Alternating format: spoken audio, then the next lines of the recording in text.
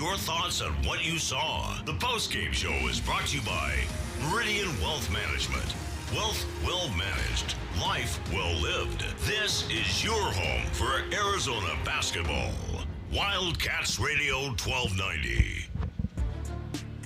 Here's a drive right. Davis blocked shot. Grabbed by Burries on the run. Bounce pass. Bradley steps left. Shoots the three. Scores the three. Timeout. LIU. Yeah, the Finns tried to go up in this game for Long Island, but just too much of the number one seed in the West region today here in San Diego, the Arizona Wildcats, as they knock off the Long Island Sharks by a score of 92-58. Welcome into Meridian Wealth Management, Arizona Game Day. It is the post-game show. We're coming to you live from Vihas Arena here in San Diego. The Long Island players are actually up on the podium now. They're about to leave. Rod Strickland is up there as well right now. We want to hear from you. 520-848-1290 is the number to get in on the program. 520-848-1290. I've got Kelvin Efon. I've got J.W. Madden back in Tucson. As we always do, we'll start with our top takeaways on this game. And since I'm here, I'll go first. And it was the fast start that I was looking for this from this basketball team. We kind of joked before the game, and we had our guy K-Dub, who always chimes in, saying that Jamal Fuller yesterday said at the beginning of the press conference that he didn't think this was a very good shooting team, the Arizona Wildcats. So our guy K-Dub said that he felt like the Wildcats would come out and make 10 threes today. They certainly were on pace for that, making 6 of their first 9 in this ball game. They came out firing and moving the ball early and really jumped on LIU and never allowed them to get into this game today. And that was the key, I thought, for me. And again, what we wanted to see was kind of them assert themselves inside. It was a much more physical game than I thought it was going to be. It was very much, I thought, like a Big 12 game. The referees let a lot of things go inside in this ball game. There was a lot of slapping and grabbing and that kind of thing. And obviously the Wildcats are built for that, but you just never know if that type of play is going to be allowed to continue once you get into the postseason. And it was, at least in this particular game. And I thought the Wildcats obviously handled themselves effectively from there. Some missed free throws, which, is kind of becoming a little bit of an issue. 11 missed free throws in this game. Let's look down at that. 3 by Kharchenkov, 3 by Krivas. Aristode missed all 3 of his. That accounts for 9 of the 11. It's not going to hurt you in a game like this, but further on down the line, starting probably with Sunday, you miss 11 free throws and you might be putting yourself into a precarious situation against a much better and much more capable opponent. But overall, the Wildcats played the game like they have played it all season. Even that one angle did not necessarily allow them to get hurt in this contest. So 92-58, you'll take it. They covered, which we didn't think they would do, and they move on now to face the winner of the game, getting set to tip off right now here in San Diego, Utah State and Villanova. Kelvin, your top takeaways. Man, my first one was locked in, man. Locked in, though. Those guys came out locked in, like they wanted to make sure that they got off to a good start and that they took care of business and won this game, man. I was just very excited to see the workman-like attitude. It was like when they was playing the game, it looked like they expected to be up like that the whole time when they were up. To me, they didn't act like front runners. They wasn't celebrating too much. They act like they were just locked in and were just really prepared to get to the second game. I love how Coach didn't play anybody more than 30 minutes. I think the most was 28 minutes, so guys should be nice and fresh and ready for Sunday's game. J.W. Madden. Same for me, guys. I mean, it was a real business-like effort from the start. You could tell that these guys were not taking Long Island anything but as seriously as any opponent they just had in the Big 12 tournament. They came out focused, And I just think it was a terrible matchup for LIU. I just think LIU's trying to get the ball inside. They're trying to dominate the glass. They're trying to shut down the paint. And when you look at those two guys, those two teams getting off the buses, guys, I mean, Arizona is probably the best physical interior team in the country. LIU's trying to live there. It was just a really bad matchup on paper for them. But that second half run, I mean, they scored they had 4 stops in a row. Yeah. Got it going a little bit, so very spirited. My favorite moment of the game was probably when the walk-on, the bench guy, banked in the 3 and just about almost started crying. I mean, it was such a big moment for him, for LIU. And that's the tournament in a nutshell to me. It's like you'll always hear these stories, about the upsets, and that's what makes national news. But Arizona is going to, win games like this. This is what they're built to do. But those guys on those smaller teams, Kelvin, they got dreams. They got big dreams to do things in the NCAA tournament, and that bank 3 means he's in the box score. And that means he scored points in the NCAA tournament. And so, the smallest stories need to be told as well. So, obviously, congratulations to Coach Lloyd and the Arizona Wildcats, survive and advance. And tip your cap. I mean, really spirited effort by LIU, very undermanned, undersized today. But they came to fight, and they should go home proud. There you go, 92-58, Fins up. We did get they did the Fins up. I thought it was when the other team was shooting the opponent was shooting free throws. It's actually something they do when they're shooting free throws. So it's more of a supportive chant, which versus a negative chant. The Sharks today finished 6 of 10 from the line. Again, the Wildcats, even though it was a game where there was a lot of contact, still were able to get to the line 33 times in this game. 22 of 33 to LIU's 6 of 10 on their way to a 34-point win in round 1 of the NCAA tournament. All right, much more coming up for you straight ahead. We'll let you hear from the locker room. We had a chance to talk to a number of the players in the locker room. We are putting those videos up as we speak, and we'll get those to you. Toby Awaka. We had a chance to chat with Jaden Bradley, as well as Dwayne Aristode. You'll hear from all of them straight ahead here from San Diego, where the Wildcats are on to the round of 32 after a 92-58 win over Long Island. Arizona now on the season 33-2. That matches, if I'm not mistaken, the previous high number of wins in a season. I think the first season for Tommy Lloyd, the Wildcats won 33. They went 33-4. So they have a chance to eclipse that mark, making it the winningest season in the Tommy Lloyd era coming up here on Sunday. All right, we'll get a break in. We'll come back. We've got much more coming up for you. We'll be with you probably till around 3 o'clock, maybe a little bit later than that. 520-848-1290. Meridian Wealth Management Arizona Game Day continues after this timeout on Wildcats Radio 1290.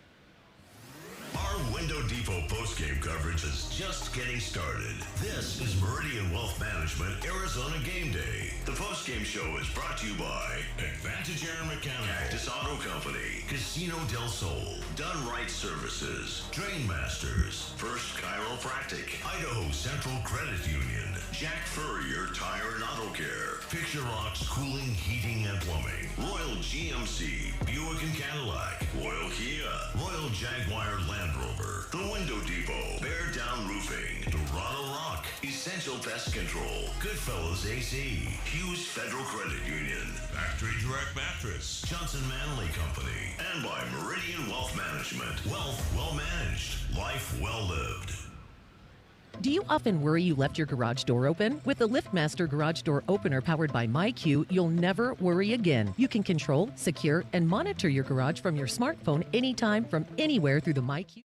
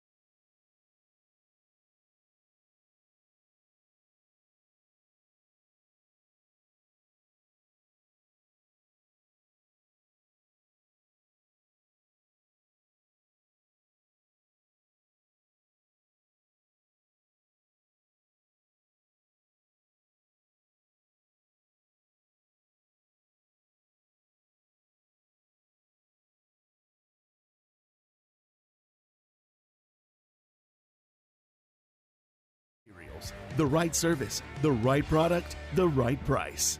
Supplier pricing is happening right now. All right, I have Tommy queued up. Truck Month. That means big savings across Okay. our lineup. Well, we'll hold Tommy towards the end. No, I know. I'm just saying I have it ready. It's ready to go anytime. Okay. And up to 10 grand off the 20. You have. I just did you hear me say that Jaden should be up on the YouTube? No, I already have that ready to go. Yeah. Okay. All right. We'll go to Jaden first. Yep, I got it up. I got everything up and ready to go. Great. Together, let's drive. O'Reilly Chevrolet. Every day is a balancing act, with work, family, goals, all asking for more. It helps to have tools that meet you at every step and a team that will always be by your side. We're ICCU. We're a credit union that has been helping members achieve financial success since 1940. In fact, we put members' success first, one by one, year after year, for 85 years and counting. Now, we're here for you, Tucson. Join us, ICCU. At Goldberg and Osborne, we know Arizona. It's where we live. It's where we work. It's where we've fought and won cases for the injured since 1989. Throughout our history, we've approached every case with a single focus: you. And we've got thousands of 5-star reviews to prove it. Put us to work for you by calling 1-800-THE-EAGLE today. So hot. Hi, can I help you? Good afternoon. We're with Goodfellas AC Rapid Response Team. But I didn't call yet. That's how fast we are, man. Just as I thought, this AC is out. No, we're not gonna lose it. Come on. Don't you die on me. Johnson, get a hold of yourself. Sorry, we take this very seriously. Wow, you fellas are good. It's not just a name, ma'am. It's who we are kind of thing. Good service, good prices, Goodfellas. GoodfellasAC.com. So, what is it that scares you the most? The blue trucks from Essential Pest Control, Doctor. They leave bugs belly up. I use one of those national companies. Thanks, Doc. Those guys don't scare me. Spring is bug season. Go blue with Essential Pest Control. We'll eliminate those bugs, bees, and termites. Buy local and stop paying too much with those national providers. Essential Pest Control is a bug's worst nightmare. I can't sleep at night. Essential Pest Control. Call 866-3029. That's 866-3029. Or visit essentialpest.com. Hi, this is Natalie Fernandez at Meridian Wealth Management. And one of the hardest things I witness is when someone passes and they hadn't updated their beneficiaries properly beforehand. We all experience change in our lives, marriage, divorce, kids, and we work very hard for what we have. Leaving your legacy exactly the way you desire is important. This is your reminder to review all of your beneficiary designations today and at least annually. Seek guidance if you need it. Call our office at 520-719-1433 for more information. Advisory services provided by Meridian Wealth Management, a registered investment advisor. Sean Furrier for Jack Furrier Tire and Auto Care with Mad March savings all month long. Now's the time to save big with big deals on major brand tires like the long-lasting, quiet-riding Michelin Defender 2 and slam dunk savings on automotive repairs with big rebates up to $100. Jack Furrier Tire and Auto Care's 14 convenient locations are ready to assist on your next championship drive. Check out jackfurriers.com for even more savings. Jack Furrier Tire and Auto Care. Since 1960, we're here to get you there. Ready to update your kitchen, create a spa-inspired bathroom, or a backyard oasis? Put the equity in your home to work for you with a home equity line of credit from Hughes. Borrow between $10,000 and $250,000 and enjoy flexible terms and no prepayment penalties. With Hughes Federal Credit Union's one-rate guarantee, there's no switching rates based on your credit score. All our members get our same low rate. Learn more at hughesfcu.org/HELOC. Insured by NCUA. Equal housing lender. Certain restrictions apply.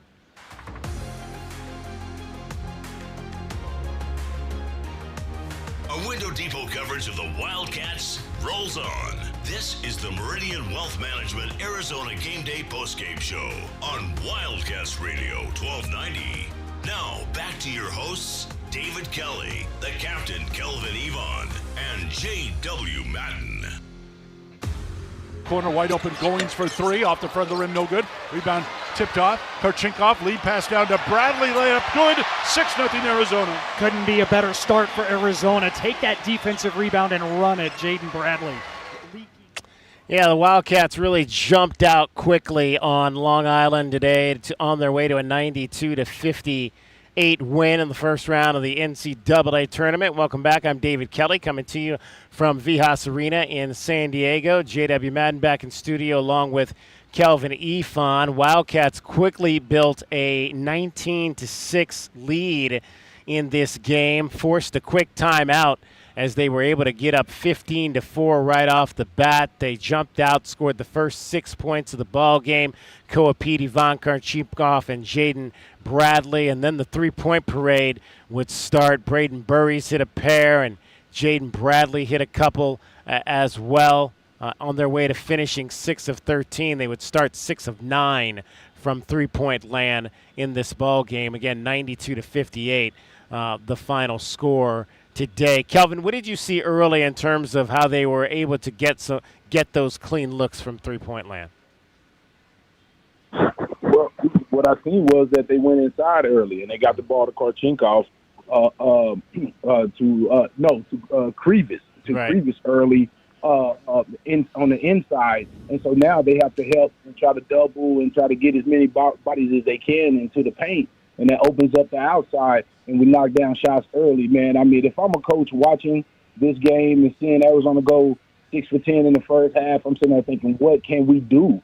Like, what can we do to stop these guys? But no, man, they just was playing good, clean basketball like they played all year. They haven't had to go to the three because they've just been so dominant, penetrating and scoring and getting it to the guys on the inside. So, but today, they knocked down some shots, and I think that was just a warning shot to everybody out there. They're like, hey, we come to play ball.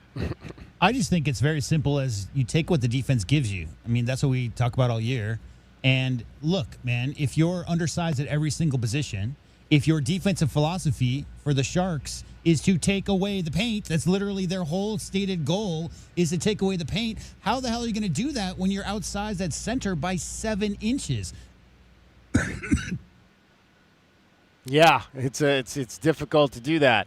For sure. Anyway, what I was saying is you have to send a double. You have to send multiple bodies for Mo Krevis. So the goal from the start, DK, was to make sure that Mo Krevis and Peat and when Toby Awaka got in there, didn't have 15 dunks by the first media timeout. So you send extra bodies in there. What's open? Well, you swing the ball in, especially inside-out type stuff. Arizona has so many open threes they pass up on. This misnomer that Arizona, quote, can't shoot threes is by a bunch of idiots. Of course they could shoot threes. They're trying to score 50 points in the paint every single night.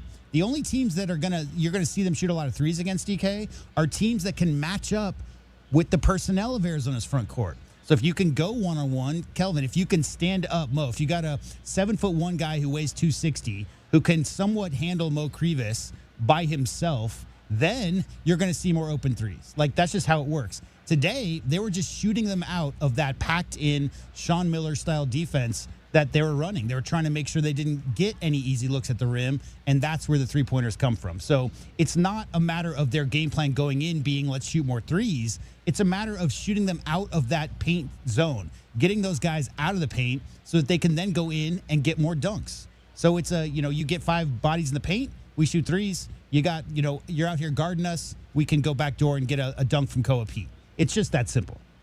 520-848-1290 is the number to get in on the program. You can call us at that number. You can text us at that number.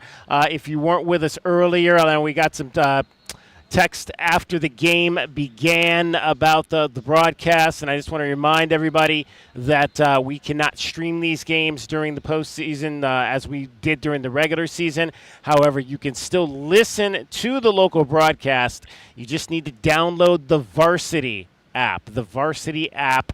And you can listen to Brian Jeffries and Ryan Hansen, who continue to do a fabulous job and did so again today. So make sure you get the Varsity app on your phone, or just go to the Varsity Network if you're listening on your laptop or your desktop, and that's where you'll be able to tune in for Sunday's game. So Wildcats Radio 1290 app for the pregame show and the postgame show, and then the Varsity app once the game starts, unless you want to listen to the national announcers on Westwood One. Kevin Kugler's here. He's one of the better announcers that Westwood One has. He's here along with PJ Carlissimo, who's a fabulous analyst too. So, but obviously they don't know it like our guys Ryan and Brian do. So the Varsity app is the place to find that. All right, let's head back into the locker room right now and hear from your point guard. He finished Jaden Bradley today. Now you'll notice you may have saw we talked about this in the pregame show yesterday during the open workout here.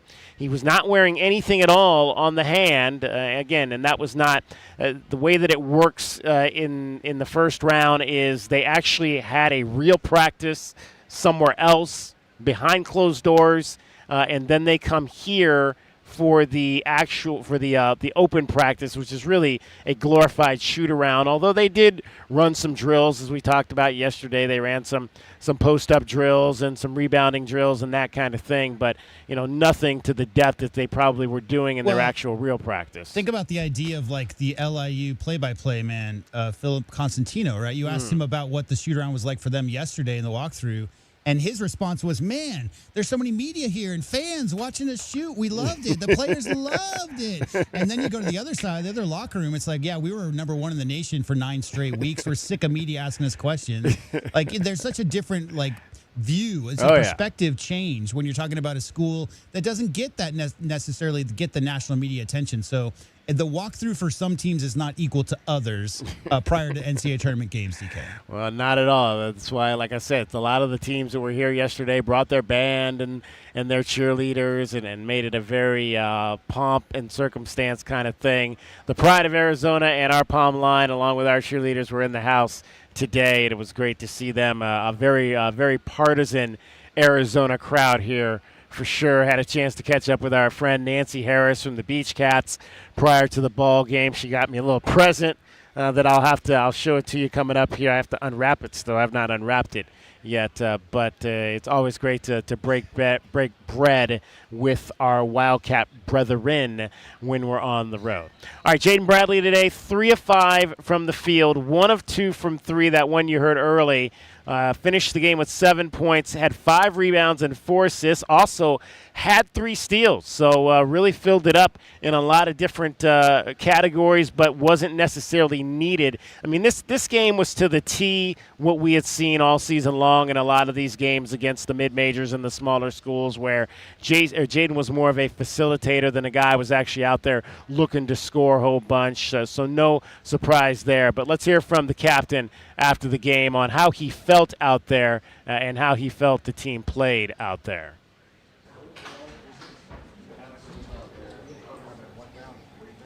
It was a great team win.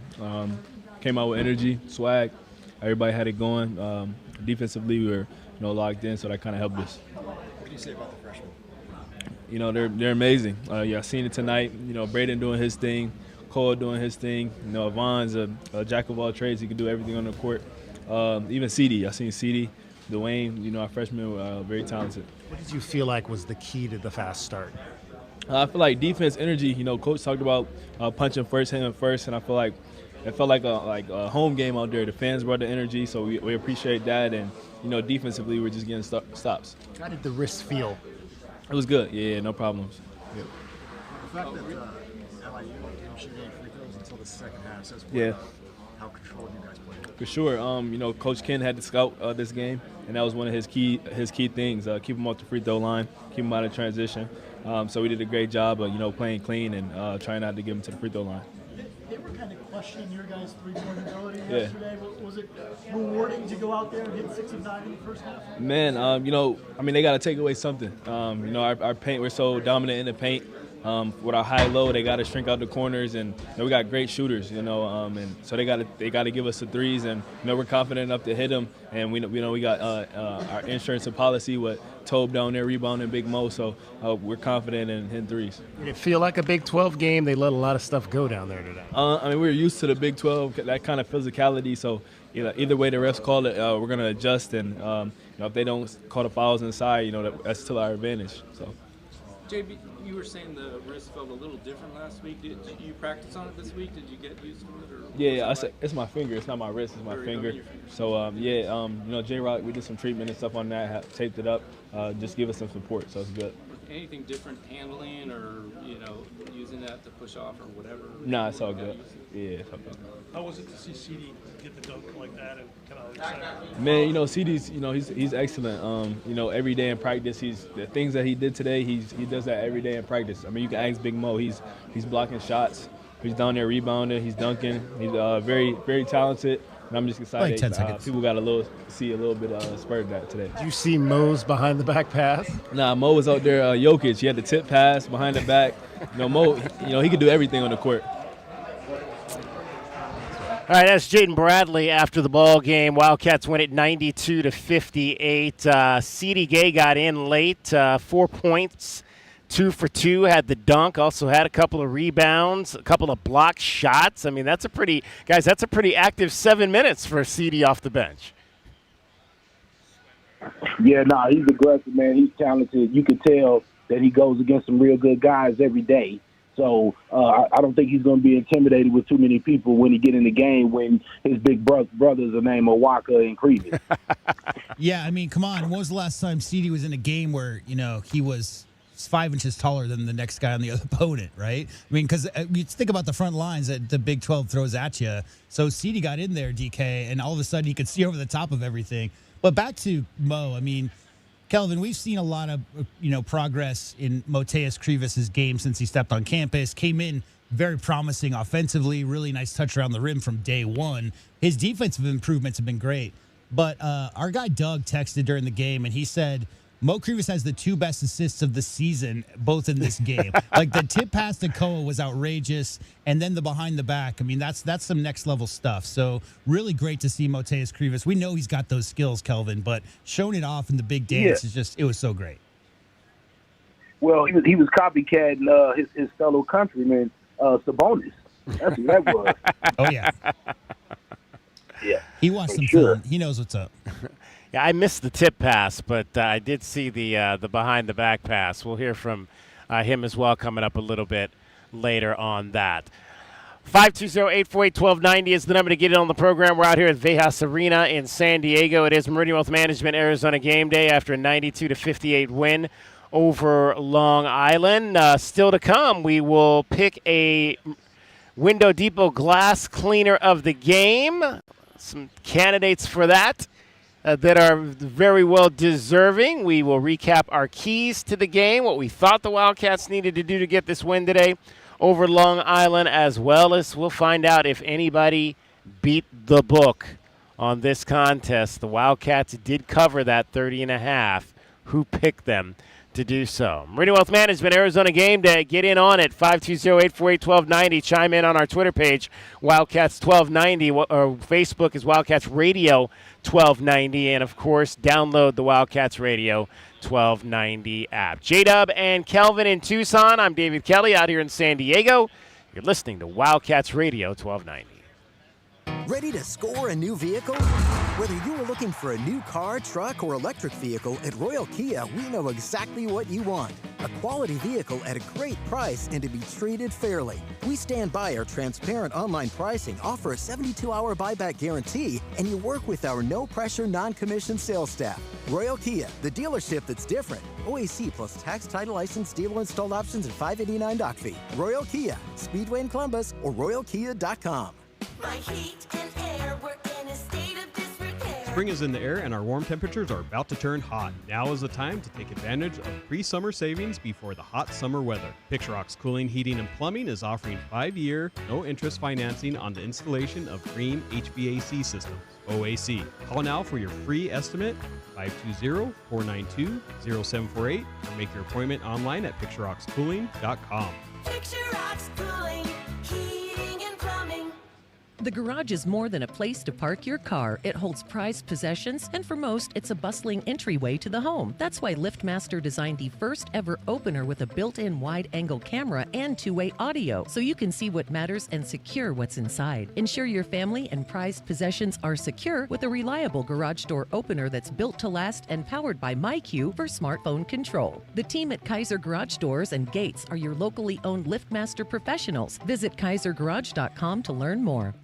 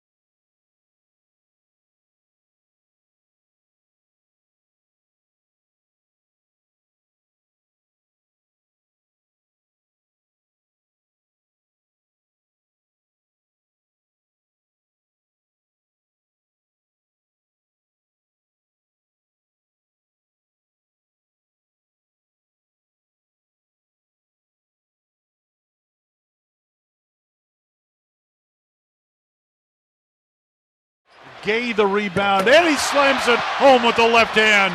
Oh, that might have been the best dunk of the day. C.D. Gay. Wham with two hands. 2 of his 4 points. Wildcats win it 92-58 over Long Island to move on to the round of 32 in the NCAA tournament. Guys, I want to go back, before we head to the phones, I want to go back to something on C.D. Gay as he completes his freshman season here at the University of Arizona. He's 215 pounds compared to, say, a Toby Awaka, who's 250. I think Toby is the, in terms of weight, is the largest on, well, Mo's 260. So both those guys are in that 250, 260 category. How much weight do you think ultimately C.D. Gay will likely be able to put on here? Is he maybe going to be a guy? I don't think he's ever going to be a guy that's 250, 260, but I could hopefully see him maybe getting into that range where he could be a guy that's around 230 pounds eventually. Yeah. I think about 230. Yeah, I don't really see him being too big as it goes along. I think I think his game is athleticism, man. I think he's going to get stronger. I definitely think he's going to add weight.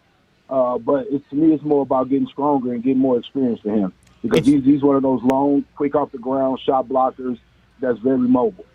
Yeah, it's all shoulders, right? Like, a lot of times you can tell. The guy I think of is Jordan Hill. Like, go back, DK, and look at what Jordan Hill looked like as a freshman. Right. And then look what he looked like as his first year in the NBA. Like, it's very possible for big guys who are 6'11" and real skinny to put on, a considerable amount of weight.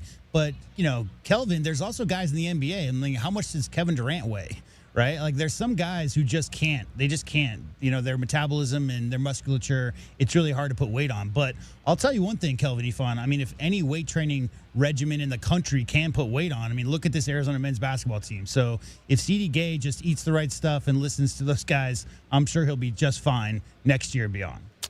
520-848-1290 is the number to get in on the program if you want to chat about C.D. Gay and his performance today. The bench, didn't get in a lot, but Dwayne Aristode got 15 minutes. It was good to see him get some extended run out there with the obviously with the offense, and then on the defensive end as well. Dwayne finished with 4 points. He was 2 of 4, but again did miss the 3 free throws. So you'd like to see him work on that for sure. Let's head out to the phones and hear from our guy Paul in Phoenix. You're on Meridian Wealth Management, Arizona Game Day, the postgame show. David, thanks for taking my call. It's kind of funny. I'm not sure if Kelvin and JW heard this or not, but when I was on hold, I heard in the background, I heard this, David, Kelly, where's my beach, my beach umbrella and my towel? Where's that at? I heard that, and I'm thinking, wait a second, you got work to do, mister. Come on now. Hey, for tomorrow. If I could be, it is gotten real hot here. If I could be doing this show on the beach, I certainly would be doing that. There you go. Hey, good. You know what? Good start to the game. I loved the attitude and the way we started the game, and that I don't know what else Tommy could have asked for.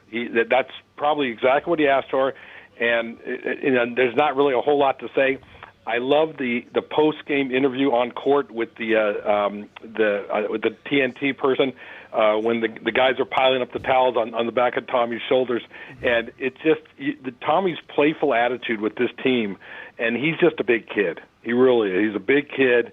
And I'm happy for him. And all we can say is we survived. And my wife said, "We didn't survive. We killed." I go, "Hey, any one point or 34 points or whatever it was, we survived. We survived and advanced, and that's it." So, guys, it was a great team win, and I'm happy for CD, happy for all those guys who got some minutes, and they are forever in the record books of being part of March Madness. And for me, that's something those guys can show their grandkids someday down the road, and those are awesome memories for those kids. So, guys, thanks again. David, take care of yourself. Be careful out there, okay? Yeah. It's tough being you right now. Well, so we get off. You need Kelvin to come over. we get off early today, so I might have to get in some beach time before the sun goes down tonight. I think it's well deserved. You're up nice. You're up early this morning, my friend. Take care, guys. Bear down. Thank you. Either that or take a nap. One of the two. Because I think I was about to fall asleep in the second half of that game. 520-848-1290. 520-848-1290 is the number to get in on the program. You can call us at that number.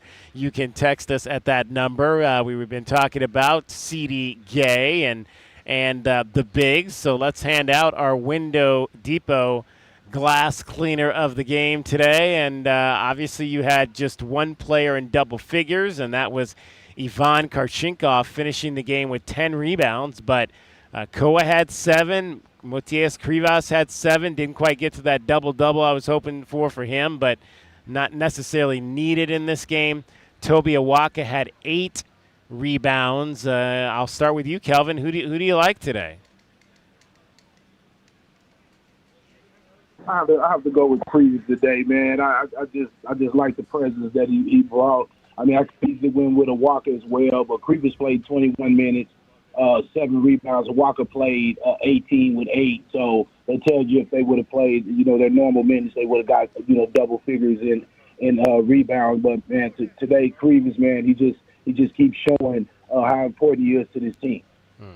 I'm gonna go with Ivan just because I don't know that we've given Ivan this award this season, maybe once or twice, and for him to be able to get the double digits is something that we haven't necessarily seen from him a lot this year. And there's not maybe one or two that stand out to me in terms of the rebounds that he was doing, but it was obviously just the clear number of what he was able to get. So I'm gonna give my vote to Kharchenkov today with his double digit. He ended up getting the double double with 14 points and 10 rebounds.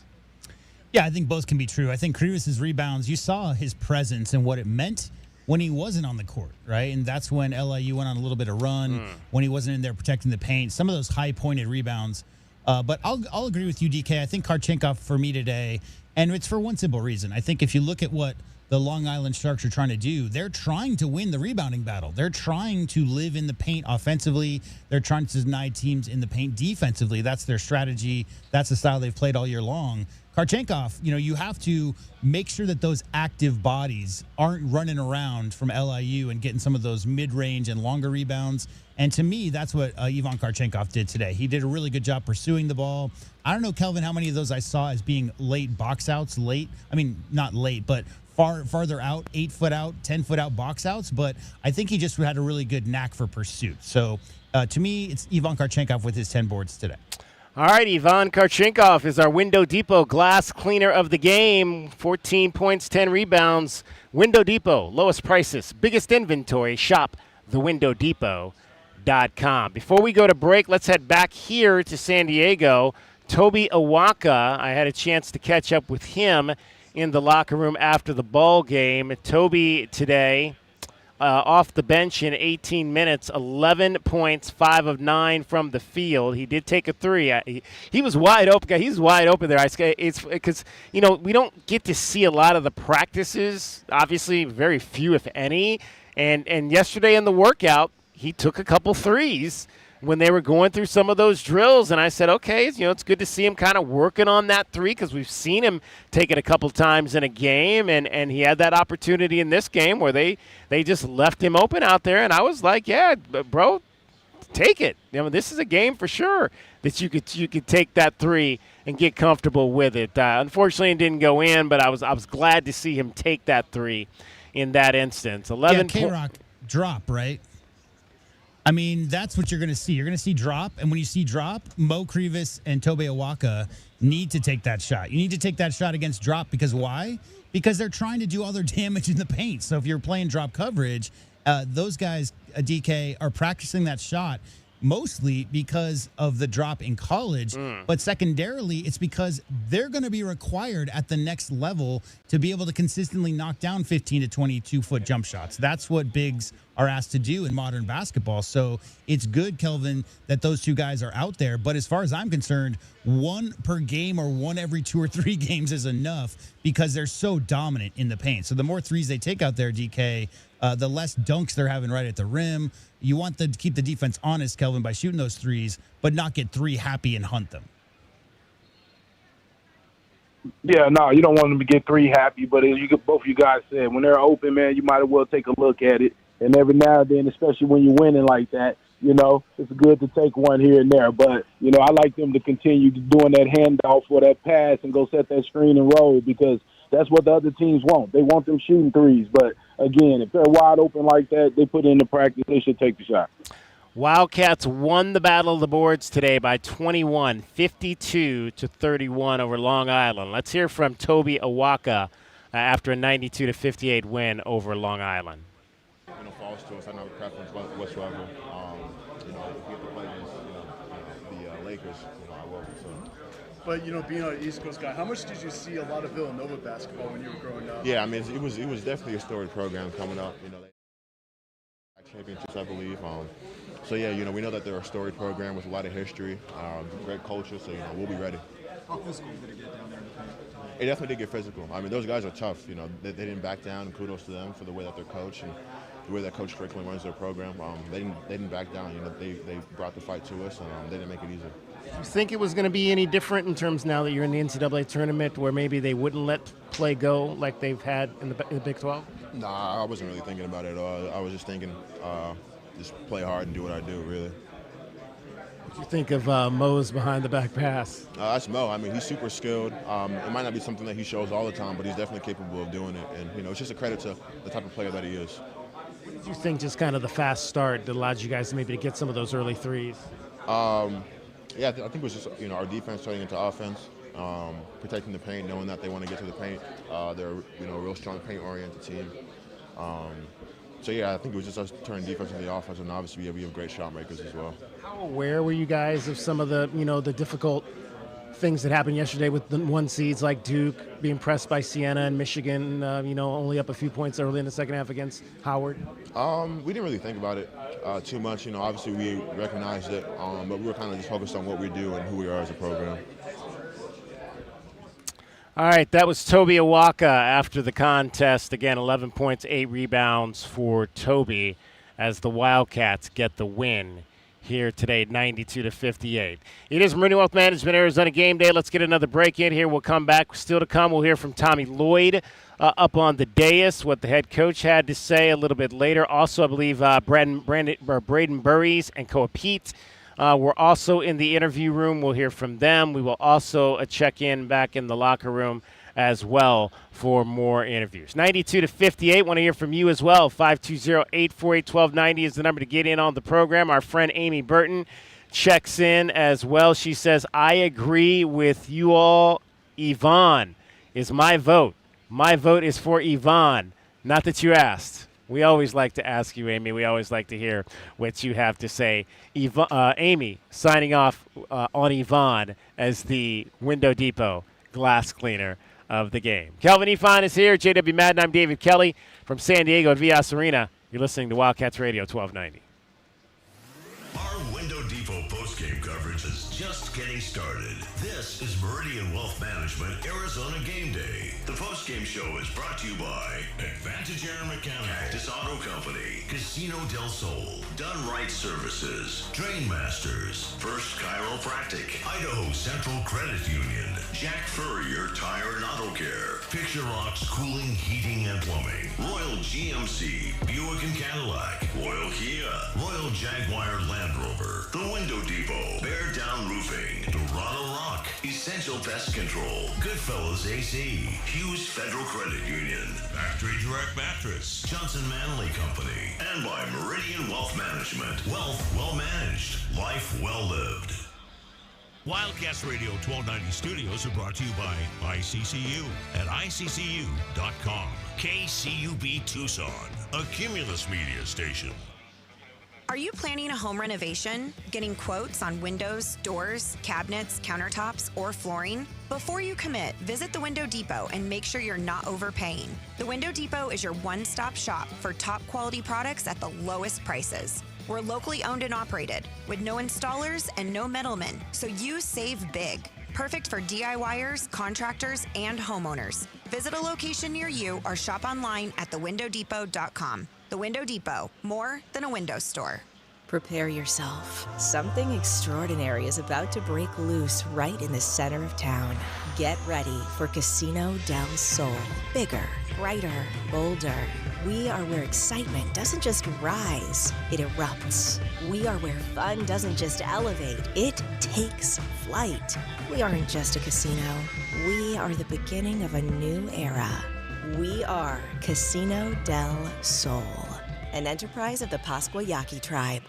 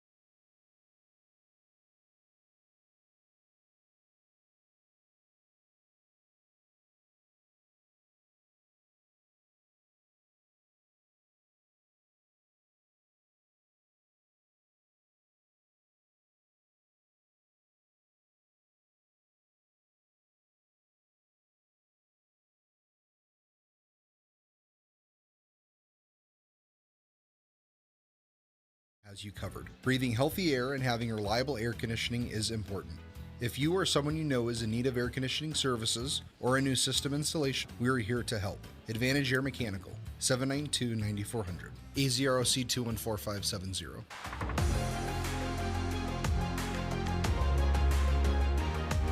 A Window Depot coverage of the Wildcats rolls on. This is the Meridian Wealth Management Arizona Game Day postgame show on Wildcats Radio 1290. Now, back to your hosts, David Kelly, the captain, Kelvin Yvonne. We got Howie on line Madden. Okay. Driving on Davis. Leave it for Kharchenkov. Yvonne through the lane. Ball knocked away. Gets it back. Turns. Put it up. It's good. And he's fouled. Flexing his muscles. And why not? At one point, that looked like a turnover where Yvonne had over-dribbled and over-penetrated into the lane, into trouble, but he just cradled the ball to protect it and then went up and found the glass friendly in the roll-in. 14 and 10 for Ivan Kharchenkov today. He was 5 of 7 from the field, hit a 3 of 6 from the line, 14 points, 10 rebounds in 26 minutes. Wildcats win it 92-58, the final score here in San Diego in round 1 of the NCAA Tournament. We'll get you all your scores. There was a really exciting early game that I was watching with my guy Damian Alameda from Channel 13, his alma mater, Santa Clara, playing hard until the end against the Kentucky Wildcats. We'll get into all those scores coming up a little bit later. Did you see the controversy? I did not see the controversy. So after the Santa Clara 3 gave them a 3-point lead, right, they tried to call timeout. And you can see it clearly, the timeout was being called. And they didn't get it, and that's when Kentucky went down. And, right. So, listeners, if you didn't see, there was a timeout called, and the officials didn't give it to them, and Kentucky went down. And you know who the timeout was trying to be called by? Herb Sendek. Oh. So the ball goes through, and you can call timeout, as the ball's going through as the offensive team that just made the bucket. Right. That's what they were trying to do, and the refs either didn't see it or didn't give it to them. UK, 2 dribbles down the court, hit a 30-footer to tie the game, send it to overtime. Yeah, I did not see that part of it. No. Oh, gosh. Now that makes it even worse. Right. No, that's all anybody's talking about right now is the timeout that could have been. Yeah. But hey, huge win by Kentucky. That's a program. You've already seen one blue blood in North Carolina go out real early. Yeah. Kentucky's supposed to win their first round matchup at the NCAA tournament. 520-848-1290 is the number. Let's hear from Howie. You're on Meridian Wealth Management, Arizona Game Day, the postgame show. Hey, guys. Before I get into the Arizona game, but, I remember a time when Santa Clara knocked out another Wildcat team. Or they almost did, except that they had Steve Nash on that team. I don't think Steve Nash would be playing anymore. Yeah, that was a hard pill to swallow, when that they was beat him. A freshman, Steve Nash, that nobody had ever heard of because nobody recruited him because he weighed 150 pounds. Yeah, and he's a Canadian. You know that? Yes, we do. Yes, he is. Everybody knows that, Howie. Yeah. Yeah, I know it, except us basketball nerds. Hey, you know what? Now let's get back to our game. I noticed that the guys came out, they played hard and focused, but they looked relaxed, And, as a college basketball junkie, I've been listening to podcasts all week about the team we played. They played exactly like the podcasters said. They'd be undersized. They like to run. Once in a while, they can hit a 3-point play, and no one was betting on them. But yeah. I mean, it was the perfect matchup for Arizona to, have a field day like they did, It was just a terrible matchup for LIU. And like I said in the first segment, is that what Rod Strickland's team's trying to do, Howie, is they're trying to dominate the paint. they're trying to dominate the rebounding battle. Just listen to anything Rod Strickland says in every single press conference he's ever been in when he's asked what his style is. It's win the rebounding battle and dominate the paint. And when you look across the way and you see Arizona's front line and then you see their wings, I mean, Ivan Kharchenkov is bigger than any player that LIU has. So, yeah, I mean, it was a really tough draw for the Sharks, and they came to play. I mean, they were not there just to be walked all over. So you saw a little bit of that style, but really hard to run that style, Howie, when you're giving up 2-3 inches at every position and 20, 25 pounds. This one guy I was listening to, and it was cool. He said, I would just park, the big guys like Awaka and Peat underneath the basket. They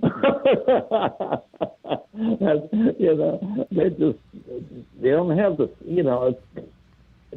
it wasn't a good matchup for them. But our guys, even my wife said it, and she said, our guys, they're not making any mistakes.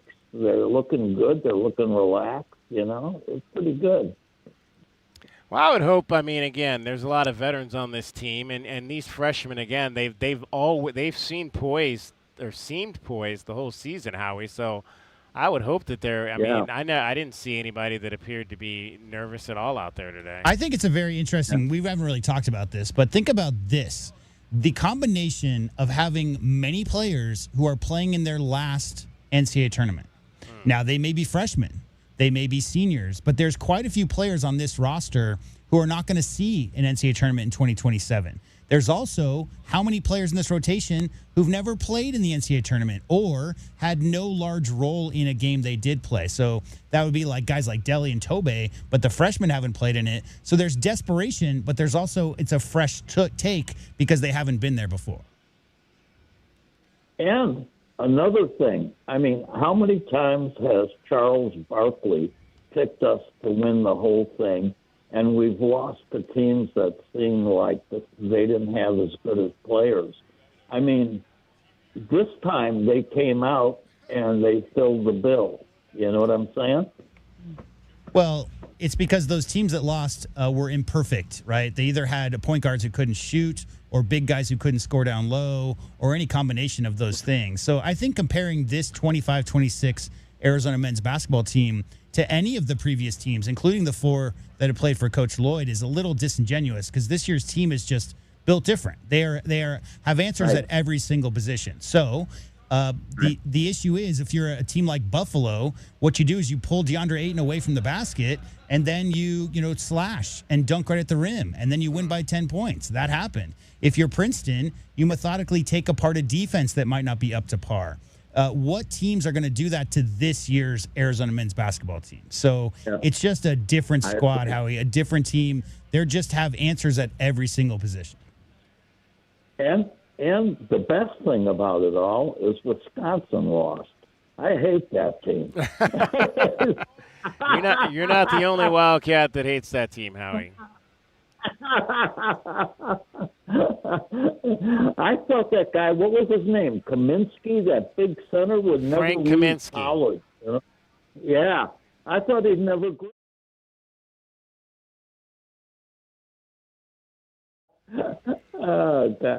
I got to get away from sports, man. I'm gonna, they'll put me in a casket with a radio. You lose your mind, Howie. You lose your mind.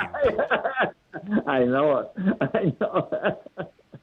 Hey, guys, great game. Let's keep it going. We played the winner of the school that upset them. Who's our next possible opponent? Yeah, either Villanova or Utah State, who are playing right now. Yeah, it's a 2-point game at halftime. Yep. Utah State's not a bad club. We didn't play them this year, did we? No. There were some people that believed. There were a lot of people I saw picking Utah State to win this game. Utah State's not a bad club, We'll see how it plays out. Yeah. Howie, appreciate it, brother. Yeah, take care, guys. All right. Howie from up in Oregon. 520-848-1290 is the number to get in on the program. Okay, so the Wildcats in this game today were a 30.5-point favorite. They covered. Let's find out who beat the book today. Did the Cats beat the spread? It's time to find out how we bet the book and if we beat the book. Bet the Book is sponsored by Casino del Sol. Casino del Sol, home of award-winning dining, gaming, resorts, and golf. All right, the Wildcats this year had not fared very well in games where they were 30-plus point favorite. And that game was right on the edge for a lot of it. Even without the late three-pointer that Long Island hit, it still, even if it stayed there, would have been a cover. It just helped protect it a little bit more. 92-58 is a 34-point win for the U of A. We all took LIU in those points, so that's a losing ticket there for everybody. 92-58 comes in at 150. And your line today on the over-under was 149 and a half. So J-Dub gets the lone win of the day. As Kelvin and I took double losses. J-Dub had the over. Kelvin and I had the under. So that's only one win out of 6 picks today. You keep talking about how great that CDK dunk was, bro. Well, yeah, that's exactly. what gave him 92 points. Yep, so that's what cost you the over/under. If you were laying money on this game. We said it all today. year, but they know what they're doing. Setting lines. So They not do. surprised. I'm never surprised when I see a 0.5 differential between the over/under and the reality of it. They know what they're doing. Yeah, they do for sure. All right, so we'll see if we can be better in that area on Sunday. J-Dub gets a game back in the overall standings. Kelvin, you are just falling way under 500. You are now 31 and 39. Hey, man, I'm still winning, though. Right? There you go. There you go. Cats are playing. We're winning. All right, we'll try to see if we can beat the book again on Sunday when the Wildcats play in the round of 32. Bet the Book is sponsored by Casino We got del Anthony Sol. on. Casino del Sol, home of award-winning dining, gaming, resorts, and golf. 520-848-1290 is the number to get in on the program. Last week, Anthony was in Kansas City. I don't know if he's in San Diego this weekend. Let's find out. Anthony, you're on Meridian Wealth Management, Arizona Gameday, the postgame show. Hey, bear down, guys. No, unfortunately, no. I'm here in Tucson. Just relaxing. Your wife said you're not spending any more of our money going on basketball trips. Definitely, man. But she's a trooper. She's a trooper. And we have a good traveling couple that we go with that is pretty amazing Just also. show your wife the picture of Jaden Bradley's baseline jump shot and say, man, I got memories that I'll never I took back memories from this last weekend that'll last me a lifetime. Actually, it's pretty funny. My wife, for the championship game, my wife and my friend's wife were on the scoreboard quite a bit up there. They did a gun cam or like not gun cam, but a flex cam. They were on there for that. The cameraman tended to like them, so I guess she was happy with that. So it was. So they got some memories too. Were they on the dance cam when Bradley was knocking down baseline jumpers to win games though? So no. Well, we all lost our voice. And then we all soothed it with barbecue. So it all worked out good. We did a couple piano bars there, a nice piano bar, and man, the rivalry between Iowa State and Kansas is for real, man. Anytime Iowa State got up on stage for either a karaoke or a song, there was an explicitive towards KU, and man. And those Iowa fans, just like I said that day, they travel so crazy. Last night was the first night I didn't have a nightmare about an Iowa State fan coming in my face or something like that, like jumping in my face or anything like that. But they were pretty respectful. They travel hard. It's the Iowa State fans having nightmares right now. Did you hear the news? Yes, I saw it actually. Joshua Jefferson went out in like the first minute of that game, DK. Really? Yeah, ankle, and he went to the locker room and didn't come back. So And X-rays, and they have him on crutches. The way he's reacting looks really bad. Yeah, I mean, come on. I mean, we just saw BYU with obviously Richie Saunders out for the year. You talk about Toppin, the guy who probably should have or could have won the Big 12 Player of the Year if he was healthy all year long. And, yeah, if Joshua Jefferson, another first-team guy, if that's a serious injury and he can't continue. I mean, Iowa State is a as far as I'm concerned, one of the teams that's a favorite to make the Final Four. Right. Texas Tech would have been that if they had Toppin. I don't know about BYU and Saunders, how far that they would have been projected to go, but the injuries to the top players from the Big 12 in such a promising year, it's just so sad. Hopefully it's nothing super serious and he's able to get back out there, but, man, what a big blow if he's not. Yeah, it was rough to see it, man. It was very quick, very early in the game. Kind of like the BYU injury, man, and that when their guy got hurt, it was like first couple of minutes was seconds of the game. It was just rough. Today was a good win. We everybody, I guess you could call it like a nice gentleman's victory. Everybody came out, got a piece of the ball. The ball moved around. At one point in time, there was 14 assists off of 22 baskets for us. Yeah, that's a great team ball. Then Krevis diving on the ball, diving on the floor second half, and somebody needs to tell him we're up by 30. It was like, I don't have much today. It just, like I said, we got out of it without an injury. We still first steps of a long road, man. I mean, it goes by 2 weeks, it goes by quick, but it takes forever in between games. Like tomorrow's going to take forever waiting for Sunday's game, and I guess we won't get game times until later tonight, right? Yeah, it'll be the last night, the game times. They released them literally like minutes after the final game ended, so it'll be a while before we know. It's fun, though, because I'm trying to guess it. As somebody that has to make clocks days in advance, I'm trying to guess what the game time was going to be. Yesterday, I spent about 20 minutes looking at different West Region schedules over the last few years. I looked at the one from here 4 years ago when the Wildcats were here. So it's hard to I'm guessing 4:10. That's the time that I went with for my Sunday clock that I had to have in a couple of hours ago. So I'm guessing 4:10, but we'll see what it ends up being. Yeah, I remember a couple years back when we had TCU, we were the last game of the night on that Sunday night. Yeah, that was a 6:40 game. Yeah, and then against Oregon last year, we were late too. That's why I had to book another night. I was like, man, if we get another 6:40 game, there's no way I'm driving back to Tucson in the middle of the night. Did you guys see the schedule tonight? No. They got 10 p.m. Eastern time tips. Really? Yeah, really. Wow. So 7 p.m. on the West Coast, 10 p.m. on the East Coast for the tip-off. Oh, man, that's... What, is it an East Coast game or is it a West Coast game? I think it's like St. Louis or something. So, wow, that's rough. Yeah, but just like if the tip-off time, if you're sitting on your couch in New York and you want to watch basketball, the tip-off and your team's playing, you're tip-offing at 10 p.m. That's the second game in Philly, a 10 p.m. tip in Philly. Well, people in Philly stay up all night anyway, so.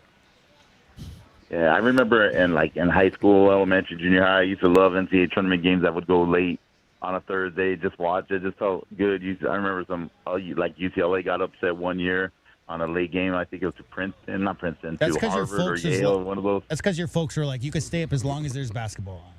And you're like, you got to have this basketball go as long as possible. Yeah, no, definitely. But then I heard how we mentioned the Wisconsin games. All week I've been watching, when I'm just downtime or doing whatever, I'll just throw on an old game. And I've seen so many, I've watched the Duke game in Anaheim so many times, I'm a little tired of it. So I started watching some losses to torture myself a little bit. And I watched the Wisconsin game. That one hurts. The second Wisconsin game hurts. The first Wisconsin game, I get a lot of friends that get mad at me. I really do believe Nick Johnson did off. But even if they don't call it, he missed a shot. Kaminsky got the rebound. So that foul actually saved us because we fouled to stop the clock. We got a 5 second on him and got a chance to hit the jumper, but we missed it. So, I mean, that charge actually kind of saved us in that game because if they get the rebound, we foul them, we go down 4, we probably have no chance. The second game, though, the second year reminds me of what we did to Duke in Anaheim. When we beat Duke in Anaheim a couple years prior, there was nothing. We could not miss a shot. I mean, when we beat Duke, I think it was 11 with Derek Williams and that, we just could not miss a shot in that second half. We were hot, and Duke could do nothing to stop us. That second game in Wisconsin, I think it was the second year, the Stanley Johnson year. Decker, man. I still hate that guy. Sam Decker and Frank Kaminsky, names of the past. The second half that he had in that game, And if you go, dare you guys go back and look at the stats of that game. If you don't know the score of that game and you just look at the box score, you swear we won. I think we shot 24 for 26 from the free throw line. We shot 50% from the field. I think 6 turnovers only. We out-rebounded them, and we lost the game. So, I mean, it was just like, you look at that box score. Look, if you guys get a chance, pull it up. If you just look at the box score alone, you think we won that second game. It's ghosts of Wildcat past. But you know what? I hate looking at stats of a game that my team should have won and they lost. You know who the worst? That depresses me. You know who the worst Sam Decker of all time was? Who's that? Mike Dunleavy Jr. Ah. Same thing. Oh, man. Yeah, no, it was the same thing. It was like 3 straight threes, like blew that 2001 championship game open. Man, we sound like an Alcoholic Anonymous call right now. We're just right here. I was like, where are we going with this? Yeah, man? I'm not on that. We just won. I'm not on that page. Like, I'm not reminiscing and watching old losses or whatever. I'm just saying, like, if you're talking Sam Decker, you can't talk about Sam Decker without Mike Dunleavy. That was the second half guy who kind of came out of nowhere and killed the Cats. Oh, man, yeah. Well, yeah, definitely we want to let's put those ghosts in the past. Let's talk 5 more times, and I hope you guys have a wonderful day, man. And let's get watch some basketball, enjoy basketball. Second round, first round's always great. Thursday, Friday's cool. The second round, the games are a lot more competitive. Oh, and yeah. It's just, I'm a fan of Fridays for us in the first and second round because I like, you get to enjoy. You're not so much on the edge of your seat on Thursday, like, oh, great, and then you get to enjoy of all Thursday. It leads up to a nice, it's like. It's the vegetables and all that on Thursday, and then you get the grand meal on Friday when Arizona plays Friday, Sunday. But when it comes to the third and fourth round, I love that Thursday, Saturday. So I kind of was happy that we had a Friday, Sunday bracket this time. I think we're all Horned Frog fans tomorrow, right? There you go. We're still undefeated right now in the Big 12, right? No, BYU lost. BYU, yeah. BYU lost yesterday. Yes, I forgot about them. Yeah, everybody else so far is good. Yeah, but no, well, guys, you know what? Once again, we'll speak 5 more times and bear down, and you guys enjoy the rest of your day. And then one more ghost in the closet, I'll just say Greg Anthony, and then I'll hang up. Yeah, that wasn't a shot, though. It was an offensive foul. It was different. Yeah. Oh, Anthony, bear down, Anthony. Bear down, guys. Bear down, guys. All right, Anthony, reliving that's like me going back and watching the 1997 World Series over again. Yeah, I mean, like, I don't want to. There's no right answer as to like what the best team is, and a lot of people will say 2001. A lot of people will say 97. But as a kid, and still to this day, my favorite Arizona men's basketball team was 88-89, and that team was probably the most dominant team. Like, people forget, but that was Sean Elliott's senior year, and Kenny Lofton's senior year, and Anthony Cook's senior year, and man, was that team stacked. The Mats were on that team, I think, as freshmen. But, that Greg Anthony one was probably the most painful U of A memory as far as I'm concerned. 520-848-1290 is the number to get on the program. Let's get a break in. We'll come back. We'll hear from Brayden Burries and Koa Peat, who were in the press conference room. We'll get their thoughts on this win. Also still to come, another freshman, Dwayne Aristode. Later on, Tommy Lloyd. We'll recap our keys to the game and take some more of your calls. 92-58, the final, round 1 of the NCAA Tournament. Arizona moving on to Sunday. Kelvin Ifan, J.W. Madden back in Tucson. I'm David Kelly coming to you live from San Diego, California on another hot day. Make sure you hydrate. Who? I never thought we'd be talking about hydrating in late March, but here we are. This is Wildcats Radio 1290. For windows and doors that combine style, performance, and efficiency, come to the Window Depot. We carry a large selection of Milgard windows and patio doors with many options in stock and available today. So Tommy does an opening statement, and then the players get asked questions, and then Tommy goes. So what do you want to do about that? Improve comfort while adding value to your home.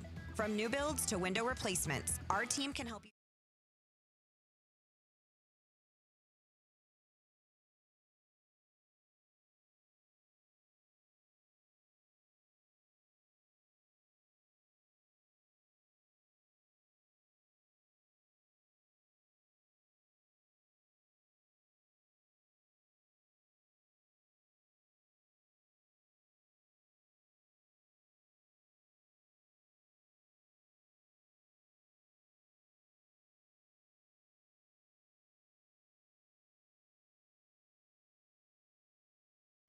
It's a full court press this March at Casino del Sol and Casino of the Sun. Join our $1 million March Mania promotion for your shot at $1 million with your bracket picks. Or win $100,000 with a perfect prop card, now through April 6th. Swipe your Club Soul card daily for a free drawing entry. Plus, every 200 slot and table points is an additional entry. Then join us April 6th for the grand finale drawing, only at Casino del Sol, an enterprise of the Pascua Yaqui tribe. Everyone loves a backyard barbecue, but who has the time? I'm Josh Bishop, owner of Fork and Fire in Oro Valley and Catalina.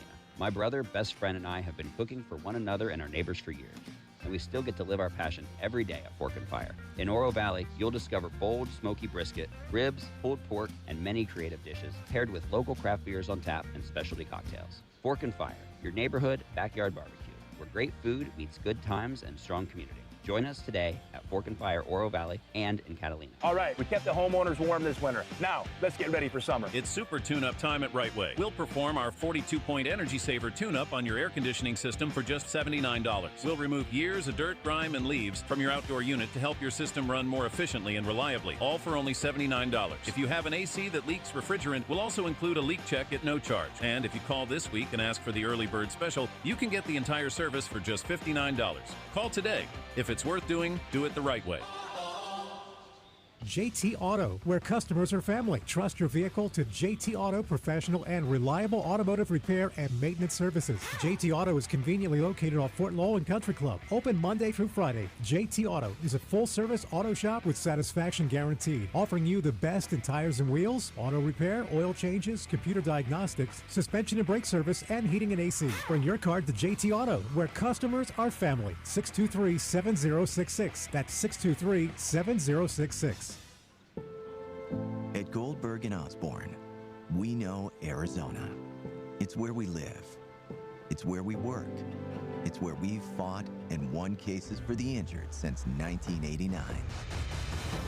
Throughout our history, we've approached every case with a single focus: you. And we've got thousands of 5-star reviews to prove it. Put us to work for you by calling 1-800-THE-EAGLE today. Hi, this is Natalie Fernandez with Meridian Wealth Management. As a boutique fiduciary investment firm, our clients have trusted us to guide them down their financial paths for decades.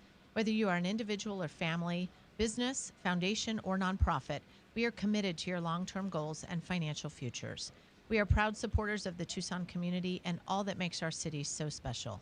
Visit online at meridianwealthllc.com to learn more about Meridian today. Advisory services provided by Meridian Wealth Management, a registered investment advisor. Wow, this is bad. Oh no, how bad? When will my AC be fixed? You know, I don't know. It's your flux capacitor. They don't make them anymore. Special order. Couple grand easy. Oh my God, what? Don't get air-conned into paying for shoddy service and stuff you don't need. Put Goodfellas on the job. Goodfellas AC will repair or install your AC the right way the first time. You'll know up front exactly what it'll cost and how long it'll take. No surprises and free second opinions. Good service, good prices, Goodfellas. Our daughter was addicted to pain meds, and for over 2 decades, she was lost to us. We tried to help, but the more we tried, the worse it got. She went to 18 different rehabs. We finally realized that to really love her, we needed to let her go, even when that meant her going to jail. When she got out, she went to Gospel Rescue Mission, and as the days turned into months, we knew we had our daughter back. If you need help, or if you know someone who needs help, go to grmtucson.com.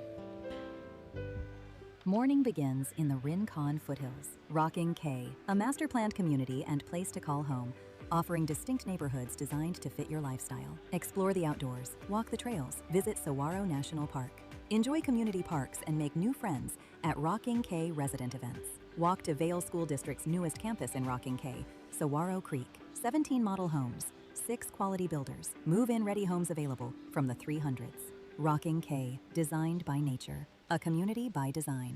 Every day is a balancing act, with work, family, goals, all asking for more. It helps to have tools that meet you at every step and a team that will always be by your side. We're ICCU. We're a credit union that has been helping members achieve financial success since 1940. In fact, we put member success first, one by one, year after year, for 85 years and counting. Now, we're here for you, Tucson. Join us, ICCU.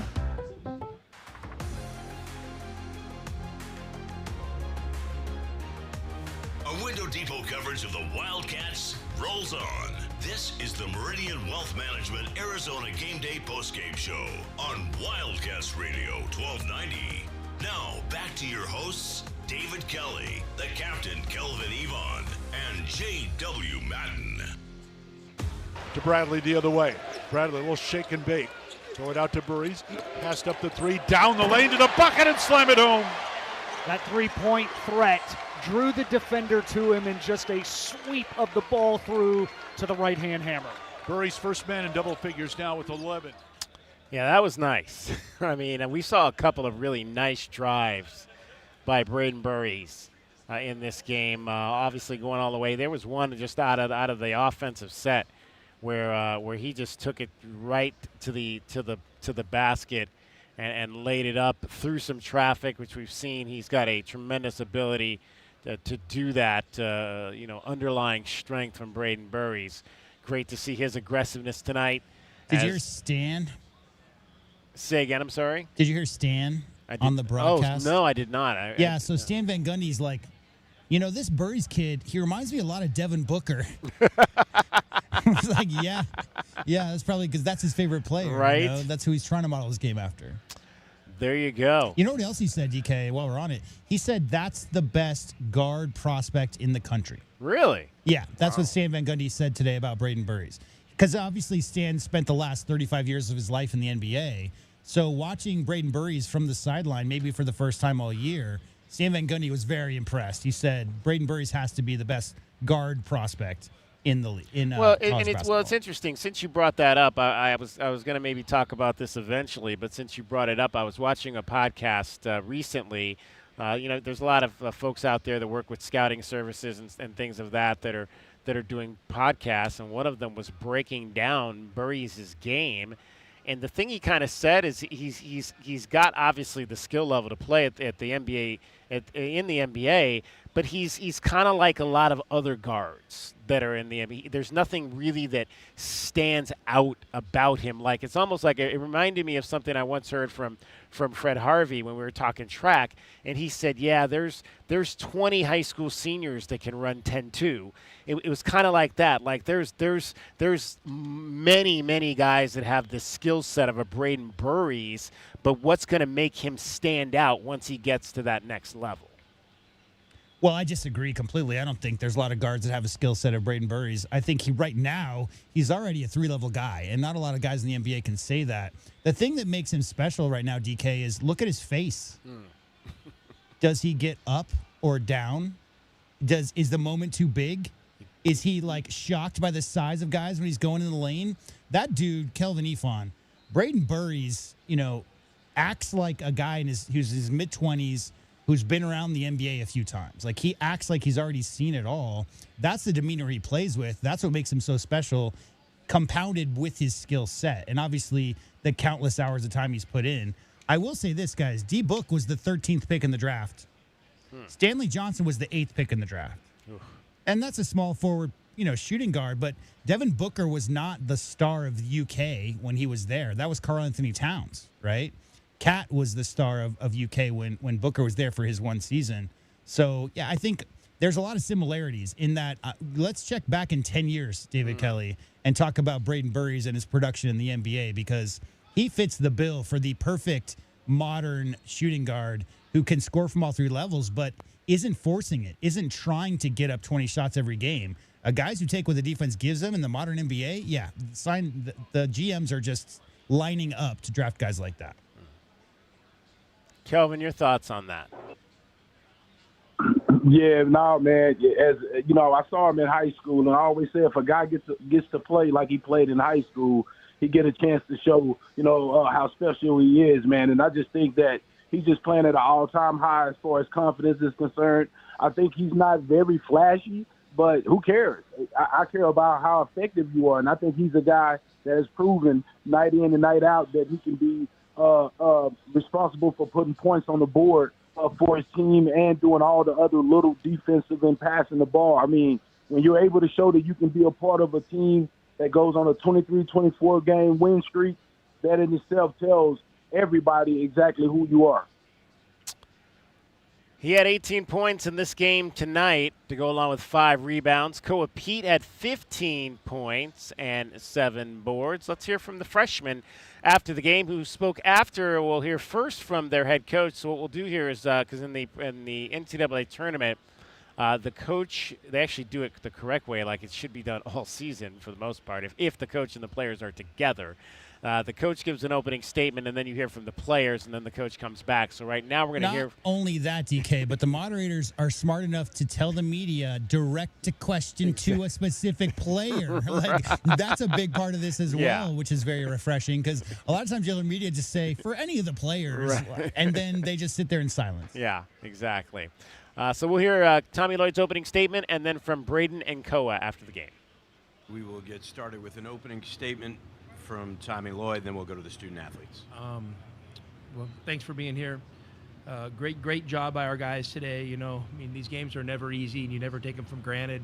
You know, LIU had a great season, so I definitely want to recognize that. And, Doug's on hold. You know, Rod's done an amazing job building that program back. I mean, I didn't realize the whole story till you kind of look at it, and you know, that 3-year turnaround from where they were single-digit wins to the NCAA tournament, that's pretty special. And you know, college basketball can be pretty stratified, so I have lots of respect, you know, for my colleagues and guys that coach in, you know, some of those smaller conferences at our place like LAU, because you know what, it's you know, just as hard or harder to win there than it is at Arizona. So I have a lot of respect for those guys, and you know, I want to commend these guys and our players for coming out, and I thought they played really well today, and obviously we got off to a good start, and that really helped.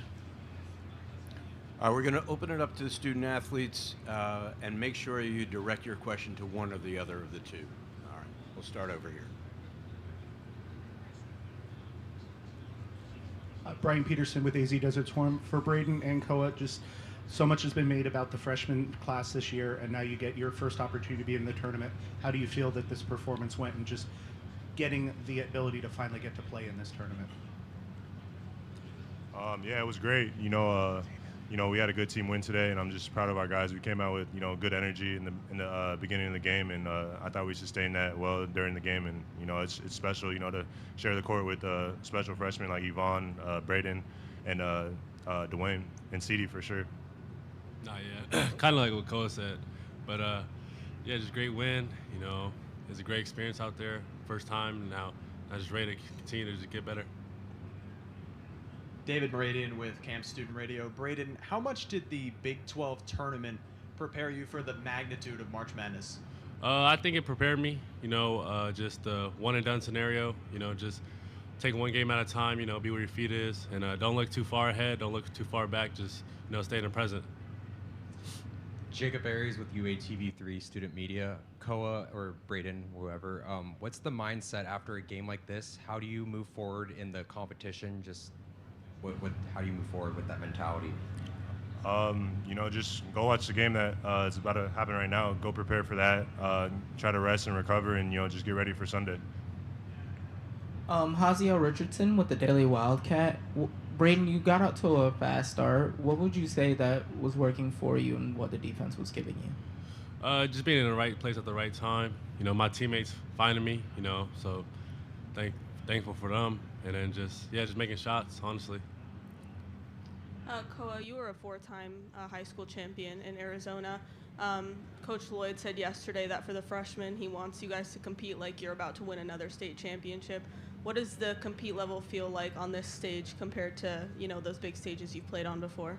Yeah, I mean, it's huge. You know, everybody's watching the games in March Madness, so it's definitely special for sure. But you know, I've played in a lot of big games, so I feel like I'm pretty seized for the moment, and you know, just ready to play in those big games, and you know, just playing my hardest, and you know, trusting my teammates. Koa, Will Shinoa, the Daily Wildcat. You guys allowed 6 points in the first 6 minutes. What were some points of emphasis specifically on defense that allowed you guys to cause so much havoc for the offense? I think it's just our preparation. You know, our green squad did a really good job of getting us prepped for the game. And, you know, we were sitting on the LIU's tendencies. You know, that's tough, especially, you know, they got a lot of good players over there. So, but I thought we did good defensively, and, you know, we just were together for sure on defense. Brayden, did you feel like Long Island was trying to push you guys to try to take the threes and do whatever they could to mock up the paint? Yeah, I think their game plan, I think, was just to close out short, just force us to shoot threes and just hopefully they rebound it. And, today we made our shots and, it worked. It was in our favor. Any other questions? Okay, gentlemen, good to go. Thank you. All right, that was Brayden Burries and Koa Peat after the game today. Wildcats win it 92-58. 520-848-1290 is the number for you to get in on the program. You can call us. You can share your thoughts in a text. You can download our app and share your thoughts in a text. Just head on over to our app, and it's real easy. All you got to do is click the button that says message the station, and you can send us a text, or you can click the button below that says record audio, and you can scream and yell, DK, I can't believe you picked Michigan to beat Arizona. If you want to rail me about that, you can hit record audio and do that. Or you can take a video of you saying, DK, you lost both your picks again today. You don't know what you're talking about.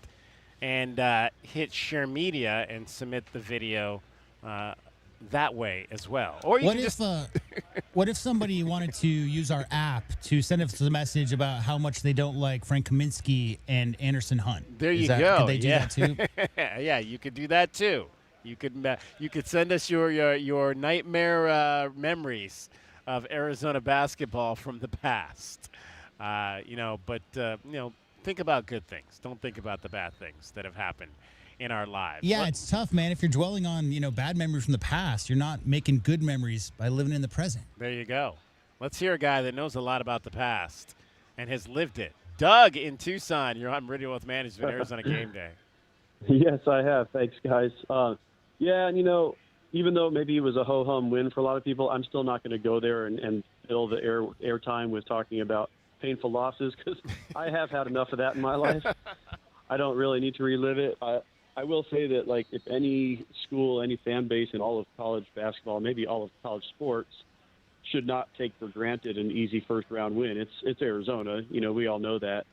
And so, yeah, I think we have to be happy with the way we came out today.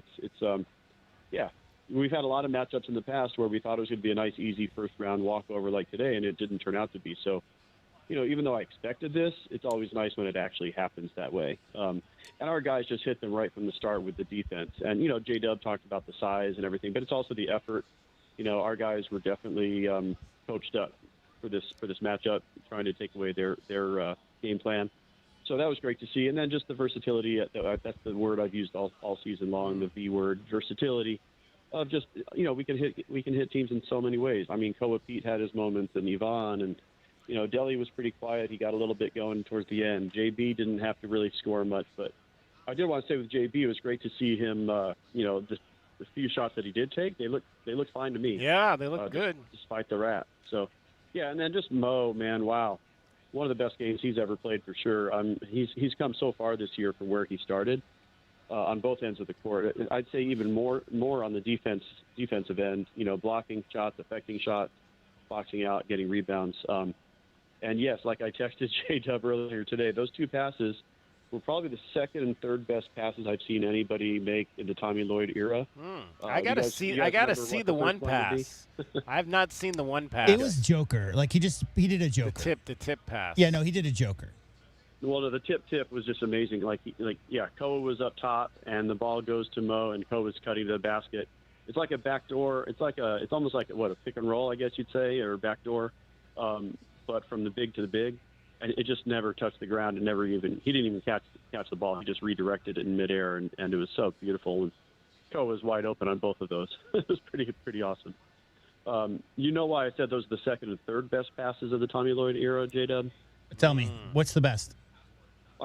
He's not even with us anymore, but that full-length pass from, I think it was Kylan Boswell to Pella Larson. Yeah, like the one-handed full-length bounce pass. Oh, yeah. One-handed, and he curled it around the defense 90 feet. It was Pella unbelievable. said something after the game, he's like, yeah, I knew I had to get to it. right? Like it was, he let him out perfectly for that layup. You know, I really like JB's assist he had like 3 or 4 games ago, where he weaved through the lane and then no looked while he was looking back towards the other basket for the Koa alley-oop dunk. That was really nice too. Well, I thought today's you're right. I thought today's Koa alley-oop, it was almost like I very rarely am that low, and it just seemed like I was like, how did he even see that?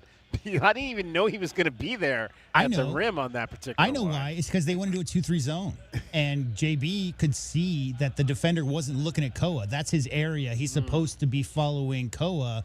The defender lost sight of the man he was supposed to be guarding. JB's momentum was going towards the rim, so he didn't have to be looking right at Koa. He just understood the defense that LIU was in at the time and knew that if that defender wasn't watching and didn't have eyes on Koa was running free, and that's an easy backdoor dunk. Can you imagine how many alley-oops a guy like Koa Peat had in high school against those defenders? Right. Holy Moses! And speaking of Koa, I'm kind of hoping this might be a little bit of a tell, but I heard a different interview. It wasn't in the press conference tonight or today, but where he said, this is my first NCAA tournament. And I'm thinking, oh, it's only your first? Okay. All right. I like the sound of that. Like, he didn't say this is my only chance. Right? Right? He didn't say this is my only chance at the NCAA tournament. He said this is my first NCAA tournament. So, hey, reason for hope. So, I'm watching this Utah State-Villanova game right now, and I wasn't sure which way I was leaning, like who I would want to face. Utah State has some athleticism. Villanova seems like they've got some maturity and pretty organized offense. We don't have any choice in the matter, but Villanova had built a 10-point lead, and now it's right back to tied with 10 minutes left. So coming down to the stretch. I guess as an Arizona fan, all you can root for is like triple overtime. That's where I'm always at with these tournament matchups. And you got 2 extra hours of rest, which is a good thing. Yeah, exactly. And that's what I was going to say is that, like, if we were fortunate enough to win on Sunday, once again, they've stuck us with the shortest possible turnaround, because if we advance to San Jose, it's a Thursday. So, we would go, Sunday to Thursday versus some teams out there are going from Saturday to Friday of next week. And so, you kind of wish that we'd have a little bit more rest, but that's why I was really glad that our rotation guys didn't have to get too exhausted today and got some minutes on the bench. Good to see those other guys get some minutes on the court for both teams. 15 for Ceedy. Yeah. Yeah, exactly. And Evan Nelson getting in there and doing some good stuff. So, that's all good to see. I did want to say the Varsity Network thing, if I could just ask you that as a technical question. Yeah. I did try to listen to it because if my TV streaming is so delayed that I try to use the streaming audio, because that way it's more synced up. If I listen live on my real radio with Brian and Ryan, I'm going to hear stuff a full minute before I see it. And I tried Varsity, and but it was like some neutral and like national broadcast. It wasn't our guys. So was I doing something wrong there? Yeah, so we had the link that went directly to the Arizona page on Varsity. Okay. Every school has their own page on the Varsity Network, and so if you go to, I put it up on our Twitter account. If you go to our Twitter account and use that link, that will take you right to the Arizona page, and then I think it was down at the bottom.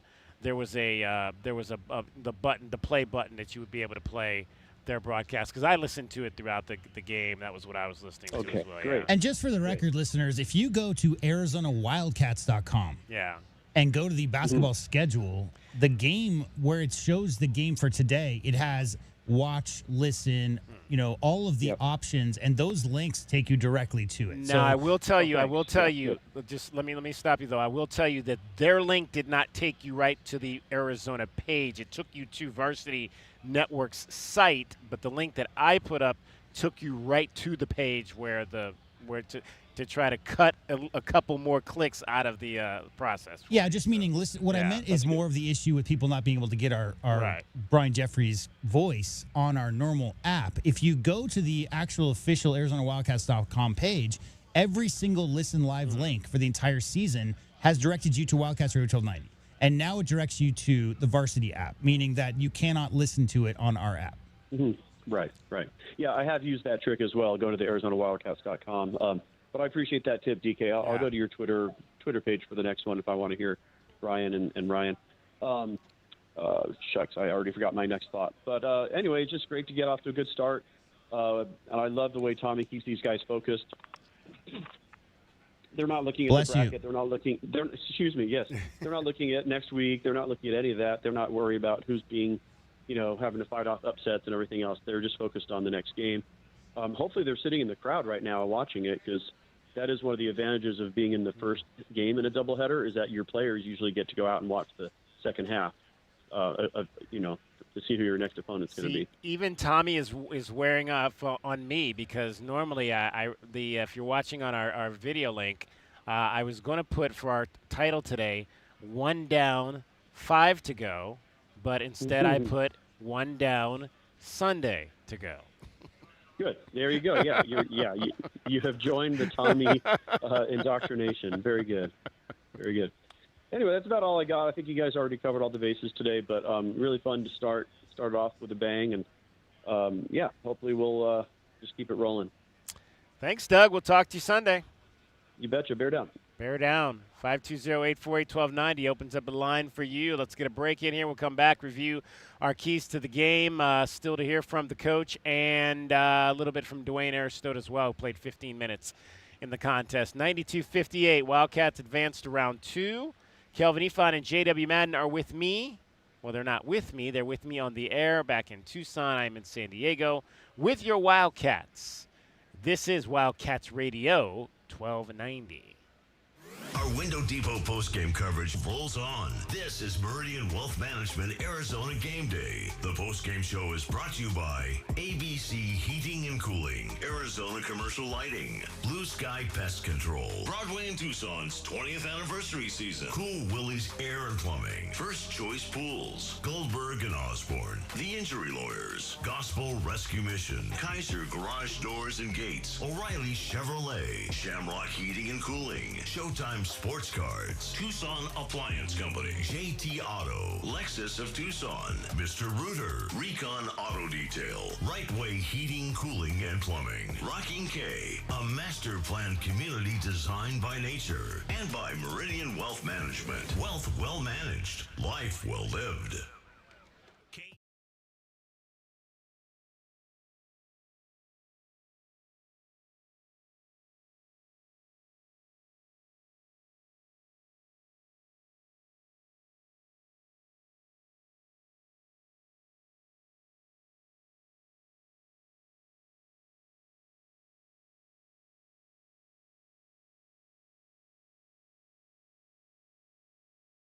Non-commissioned sales staff. Royal Kia, the dealership that's different. OAC plus tax, title, license, dealer installed options, and $589 doc fee. Royal Kia, Speedway in Columbus, or royalkia.com. Oh, no, not the sink. Not now. Plumbing issues can put your life on pause. But with anytime emergency scheduling, the Neighborly Done Right promise, and more, Mr. Rooter Plumbing will have your life flowing again in no time. All fixed. Much better. Mr. Rooter is proud to cheer on the Cats. Mention this ad for 10% off any plumbing service. A win for the whole family. Bear down, Arizona. Mr. Rooter Plumbing, a Neighborly company. So, what is it that scares you the most? The blue trucks from Essential Pest Control, Doctor. They leave bugs belly up. I use one of those national companies. Thanks, Doc. Those guys don't scare me. Spring is bug season. Go blue with Essential Pest Control. We'll eliminate those bugs, bees, and termites. Buy local and stop paying too much for those national providers. Essential Pest Control is a bug's worst nightmare. I can't sleep at night. Essential Pest Control. Call 866-3029. That's 866-3029. Or visit essentialpest.com. Are you planning a home renovation? Getting quotes on windows, doors, cabinets, countertops, or flooring? Before you commit, visit the Window Depot and make sure you're not overpaying. The Window Depot is your one-stop shop for top quality products at the lowest prices. We're locally owned and operated with no installers and no middlemen, so you save big. Perfect for DIYers, contractors, and homeowners. Visit a location near you or shop online at thewindowdepot.com. The Window Depot, more than a window store. It's your time to shine. This is Desert Diamond Casino, the spot with Arizona's only hometown sportsbook, the hottest slots and tables, and off-the-charts energy you won't find anywhere else. Here, there's always a fun-filled, action-packed, downright unforgettable night right around the corner. So let your hair down, turn the sparkle all the way up, It's time to live the diamond life. Desert Diamond Casino. An enterprise of the Tohono Nation. Back your hometown favorite. Get your very own exclusive University of Arizona debit card from Hughes Federal Credit Union. Pair your new card with a free checking account that earns dividends with no monthly fees, no minimum balance, and convenient 24/7 online and mobile banking. Visit one of our 7 convenient branch locations to get your card instantly or open an account online at hughesfcu.org/wildcats. Show your Wildcat spirit all year long with Hughes Federal Credit Union. Certain restrictions apply. Insured by NCUA. From work to errands to family life, your car takes a beating. At Recon Auto Detailing, we don't just protect it, we maintain it. They installed my ceramic coating in shop, and now their mobile team keeps it looking brand new, right in my driveway. Ceramic coatings, PPF, tint, all installed professionally at Recon Auto Detailing. And with our mobile detailing, we keep that fresh, protected look mile after mile. One-stop shop, zero hassle, that's Recon Auto Detailing, Ceramic Pro West, Tucson. It's Truck Month at O'Reilly Chevrolet, and supplier pricing is going on right now. Check out our great lineup and save big. Get up to $12,475 off the 2026 Silverado LD, up to $7,500 off the 2025 Blazer EV, and up to $2,500 off the 2026 Traverse. Truck Month is happening now. Find us on Broadway next to Park Place Mall. Call 747-8000 or go to O'Reilly.com. O'Reilly Chevrolet. Together, let's drive. O'Reilly Chevrolet. Coach, Tommy Lloyd here with the Right Way team. Great news. Free furnace season has been extended through the end of March. Have you been thinking about replacing your heating and cooling system this year? To spark business, we're giving away an 80% gas furnace or a heat pump air handler with the purchase of a new air conditioning system. And we're offering up to 60 months no interest financing, manufacturer and energy efficiency rebates, and 10-year parts and labor warranty. Call or text 520-200-2422 to book your free estimate today or visit rightwayac.com. If it's worth doing, do it the right way. Broadway in Tucson presents the 20th anniversary season featuring 7 Tucson premieres, including Disney's Beauty and the Beast, Hell's Kitchen, Moulin Rouge, The Wiz, Back to the Future, Dr. Seuss's How the Grinch Stole Christmas, and more. Secure your signature season tickets today and get the best seats at the lowest prices. Visit BroadwayInTucson.com and secure your 2025-2026 season tickets today. I already put all the specialty spots after. I'll make sure those run along with the 3:20 break and then go back to regular satellite. It's where we've fought and won cases for the injured since 1989. Throughout our history, we've approached every case with a single focus: you. And we've got thousands of 5-star reviews to prove it. Put us to work for you by calling 1-800-THE-EAGLE today. All right, here's the Krivas pass we're talking about. A Window Depot coverage of the Wildcats rolls on. This is the Meridian Wealth Management Arizona Game Day postgame show on Wildcats Radio 1290. Now, back to your hosts, David Kelly, the captain, Kelvin Yvonne, and J.W. Madden.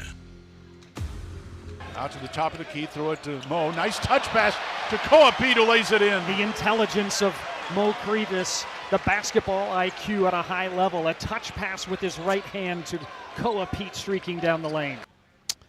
Look at Mo Krivas piling up assists today for the big man. I didn't realize he had 4 blocks in the game as well. So Mo had a pretty nice filling up of the stat sheet in this contest today. He had 9 points on 2 of 3. 5 of 8 from the line. Did miss 3, for maybe that to be 6 at least. 7 rebounds, 2 assists, 4 blocked shots for Mo Krivas in this contest. Played 22 minutes today. Nobody played over 30 minutes in this game. The highest number in terms of that was Brayden and Koa, both playing 28 minutes in this contest. Arizona wins it 92-58. Let us find out what we thought the Wildcats needed to do to win this game today. How did our keys to the game go for your Wildcats? Our keys to the game are brought to you by Royal Automotive Group. Royal Automotive Group, the dealership that is different. Feeling that all of our keys are going to be similar. LIU is trying to, control the paint with their 4-guard lineup. Arizona that's Arizona's area. So you got to feed the bigs early. Let them understand what Koa, what Mo Krivas, what Tobe Awaka, and obviously, all those guys are about, and 50 points or more, I think, will get it done.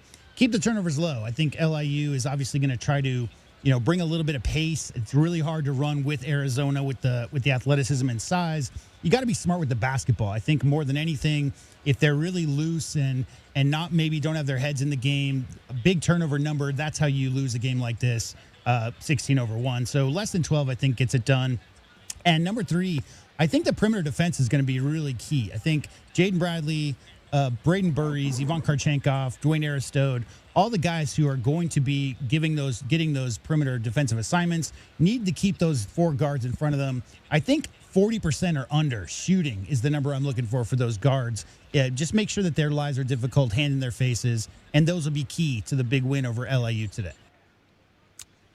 50 paint points, exactly. Yeah, 50 points in the paint, under 12 turnovers. It was a good day from that standpoint, establishing the middle early and then kind of, again, taking them out of it quickly with the 3-point bombs was very key for this game. Yeah, defensively, Greg Gordon and Jamal Fuller had some nice moments. Yeah, I liked Greg Gordon. Yeah, he's nice. Yeah. He's got that Chicago game to him. Oh, yeah. 6 for 11 on the day, but Jomo Goings goes 1 for 11. Lasso goes 1 for 5. And Malachi Davis, the former Sun Devil, he goes 1 for 9. So I think that was so key, was the defense on those perimeter guys. That's what LIU's bread and butter is. So if you're going to slow them down, you definitely got to make sure that those guys have a long night. What do you think of Gordon, Calvin? Man, I thought he was a nice driver to get to the rim, real slick, had great athleticism. This is just one of those type of games where he got to get more shots off. Yeah. Absolutely. He only took, he took 11. Yeah, it took 11 in the game. That's not enough. Not enough, okay. Oh, no.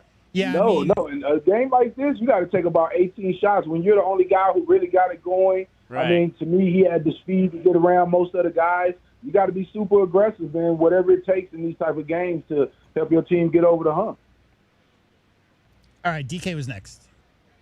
I think you got to really take their belief out of this one today. You can't let them think they can hang around. We saw it yesterday. Siena, up double digits. Howard was close early in the second half. I'd real comfortable if Arizona started sharp in this game. First 2 wars, first 2 4-minute wars, and really take them out of this game early. Don't let them believe they can be in it, because if you begin to believe you can be in it, then crazy things can happen once you get to the second half. What J-Dub said, dominate the paint first. That's what the Wildcats do.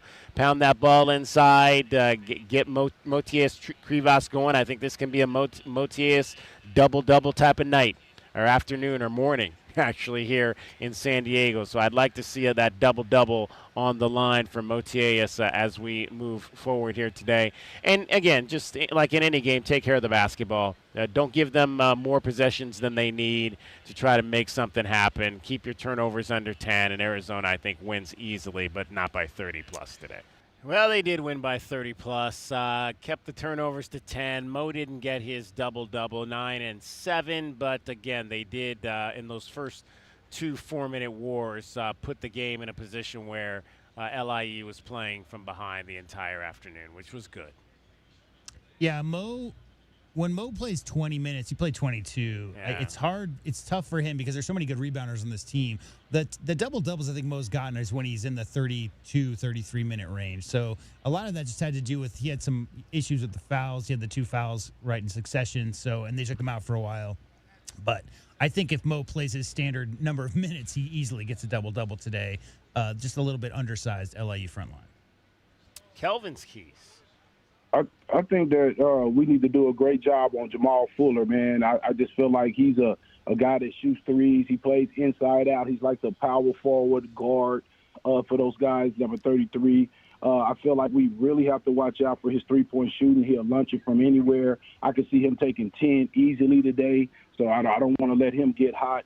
I think, as J-Dub said, we have to really try to go inside and use our size. I mean, get them in foul trouble, change the way that they want to play. And lastly, I think they'll try to full-court press us and try to force Bradley into some turnovers. I think we're going to have to make sure everybody's all tuned in and understanding that they're going to try to full court press, and we got to get guys in their position so we can move the ball up the court and attack and score on those guys, make them pay for trying to press.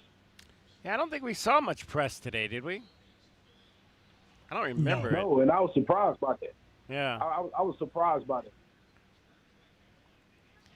Yeah. I was surprised that they didn't press. I thought that was, one of the things they may want to do is try to get up full court and try to make us handle the ball and try to turn us over a little bit. But I think we knocked them back so far back on their heels, they couldn't even think straight. Exactly. All right, that's what we thought the Wildcats needed to do to beat Long Island, and they did. Those were today's keys to the game. They're brought to you by Royal Automotive Group. Royal Automotive Group, the dealership that is different. 92-58, the final. Kelvin Ifan, some final thoughts from you. Yeah, I just like how the guys went about their work today, man. They wasn't too high, they wasn't too low. They was there to take care of business and on to the next game. I don't think they're going to sit around and look at the game. I think they're going to go back to the hotel room, get that extra rest, look at the game a little bit from there, hang out a little bit, but ready to take care of business on Sunday. They just look like they're on a mission, man, and I like that. I like that workman-like attitude that it seems like they're bringing to the table. Going back to the hotel and getting some extra rest. I think I like the way that sounds, for sure. Kelvin, we'll talk to you on Sunday. All right, guys, right down. All right, Kelvin Ifan, the captain. Don't forget, we will have softball for you tonight over on Freedom 1400, the beginning of a 3-game series between the Wildcats and the Sun Devils. Airtime is 5:55, so about 2.5 hours. 5:55 airtime. First pitch coming up at 6 o'clock with Derek Palmer, as he'll have the call over on Freedom 1400. And don't forget, tomorrow's game, if you have tickets for Saturday's game between Arizona and Arizona State at Hillenbrand Stadium, has been moved from 3 o'clock to 6 o'clock due to the weather. So 3 hours later on the start time. Sunday's game at the moment is still scheduled to begin at noon. But for right now, Saturday's game will also be a 6 o'clock first pitch over at Hillenbrand Stadium. All right, before we get to break, let's head back out here and hear from Dwayne Aristode, who got 15 minutes in today's ball game. Let's hear what he had to say about his play. I'm not surprised with a lot of UVA fans out there, almost like, oh, did it feel like that, or what was the... It did. I saw the majority percentages of U of A fans there, so it did feel like a little bit of a home game for sure. A lot of the talk as a freshman, how you guys would feel coming in. How'd you feel and the reaction? Just feeling out there, being out there and doing what you do. I feel great. I feel great to be with my teammates out there. It's like all the 30 games we've been out there. Playing in front of a big crowd. So I feel great. Blessed that I'm able to play the first round. So I feel great. How excited were you for this opportunity to play in the NCAA tournament? I was excited. This something. I dreamed when I was a little kid. I saw every time on TV big shots and all these moments. So to be able to play on these kind of floors, see what it's all about. Was pretty interesting. I think was kind of key for you guys getting those early threes in rotation. I think sharing the ball, just playing like us, the thing that worked for us all year, and don't change up, don't change up because it's a big crowd or we in a different stadium or we playing with different, pressure, just play the same way. I think that caused us to hit threes, get on our flow. Nice to get 15-plus minutes to really be able to get into a flow for you. Yes, sir. Yeah, every time coach puts me out there, I do what I'm told to do, just be a hooper. So at the end of the day, yeah, that's always going to be me. I'm going to be a hooper first. Yeah. Yes, sir. Thank you. All right, that was Dwayne Aristode. And it's like what you said, J-Dub. We just have to be us, and that's what they did offensively early in that game. They moved the ball, and if there was an open three to take, you feel very comfortable with Brayden Burries being one of the guys to take that shot, and he was knocking them down today to put LIU out of this game very, very early. Well, if you listen to most pundits, what they'll say, the word they use to describe this Arizona team is consistent, DK. I mean, if you look at the way they played versus Florida in Game 1, the way they played in the Big 12 tournament, it's just a group focus on the task at hand. And when you have the talent and high skill level that this Arizona team does. I mean, you're never focused 100% on what the opponent's doing. You're playing your game. I mean, they have a true identity. This team is a high-low team that runs, plays great defense, and has leaders at every position across the court. So when you're looking at this Arizona team and what you're trying to take away or what you're trying to do to them defensively, there's not really a lot of answers to those questions. And so when that's the case, DK, I mean, a lot of people have been fans of a lot of different teams in the NCAA tournament.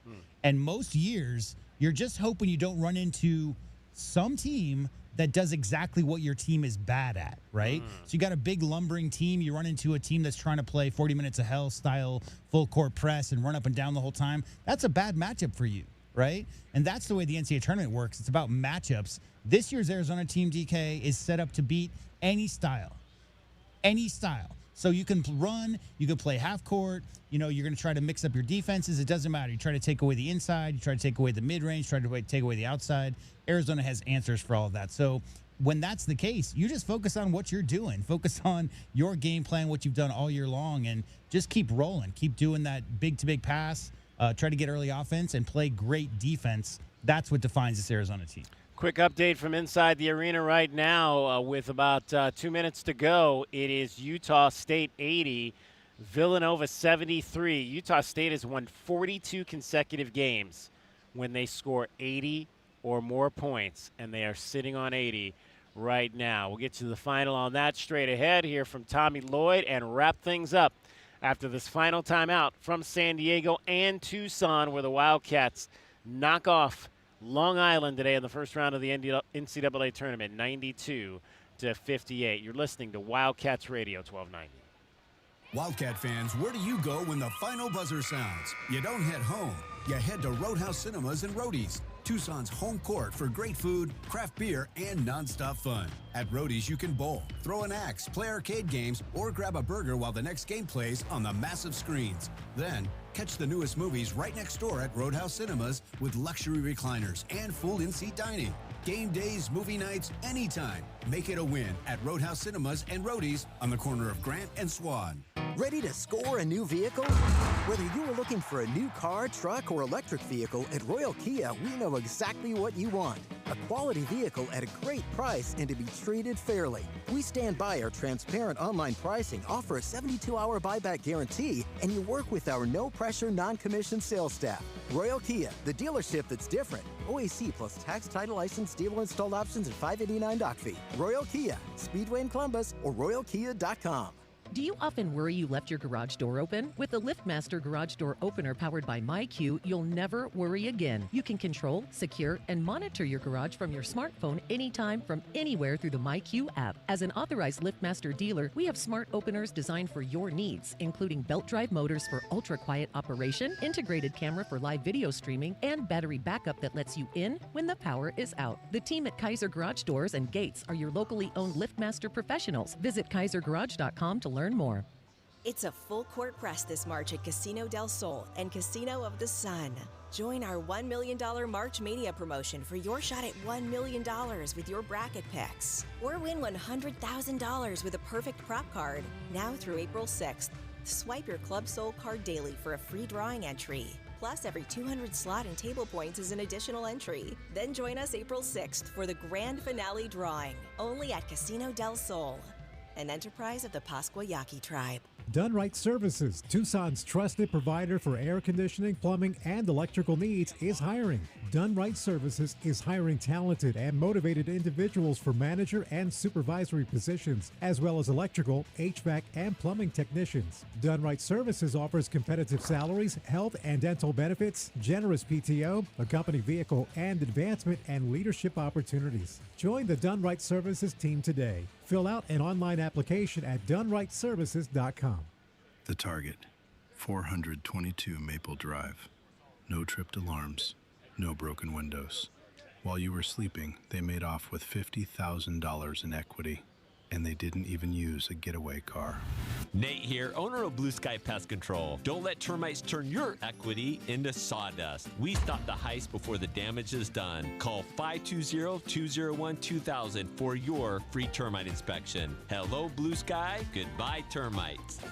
Morning begins in the Rincon foothills. Rocking K, a master-planned community and place to call home, offering distinct neighborhoods designed to fit your lifestyle. Explore the outdoors, walk the trails, visit Saguaro National Park. Enjoy community parks and make new friends at Rocking K resident events. Walk to Vail School District's newest campus in Rocking K, Saguaro Creek. 17 model homes, 6 quality builders. Move-in ready homes available from the 300s. Rocking K, designed by nature. A community by design. Day in and day out, we're inundated with commercials asking to review your portfolio or telling you to get a second opinion. This is Natalie Fernandez with Meridian Wealth Management, and I want to share the advice I give people every day.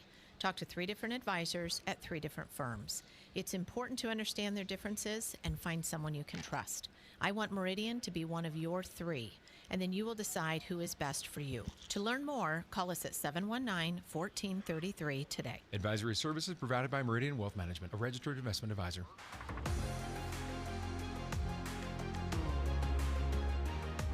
A Window Depot coverage of the Wildcats rolls on. This is the Meridian Wealth Management Arizona Game Day postgame show on Wildcats Radio 1290. Now, back to your hosts, David Kelly, the captain, Kelvin Yvonne, and J.W. Madden. Del Orso. Del Orso drives inside the three-point line. Lob it for Awaka. He slams it home. Just a patient offense for the Wildcats. Pick and roll, and there's Del Orso, the trigger man, on that assist.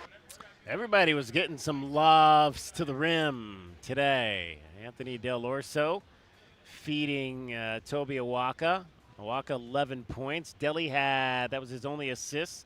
Wildcats had 16 assists on the day, led by Jaden Bradley, who had 4, and you had 5 guys that had 2 assists in the game. 92-58, the final. Let me throw you a couple quick numbers here.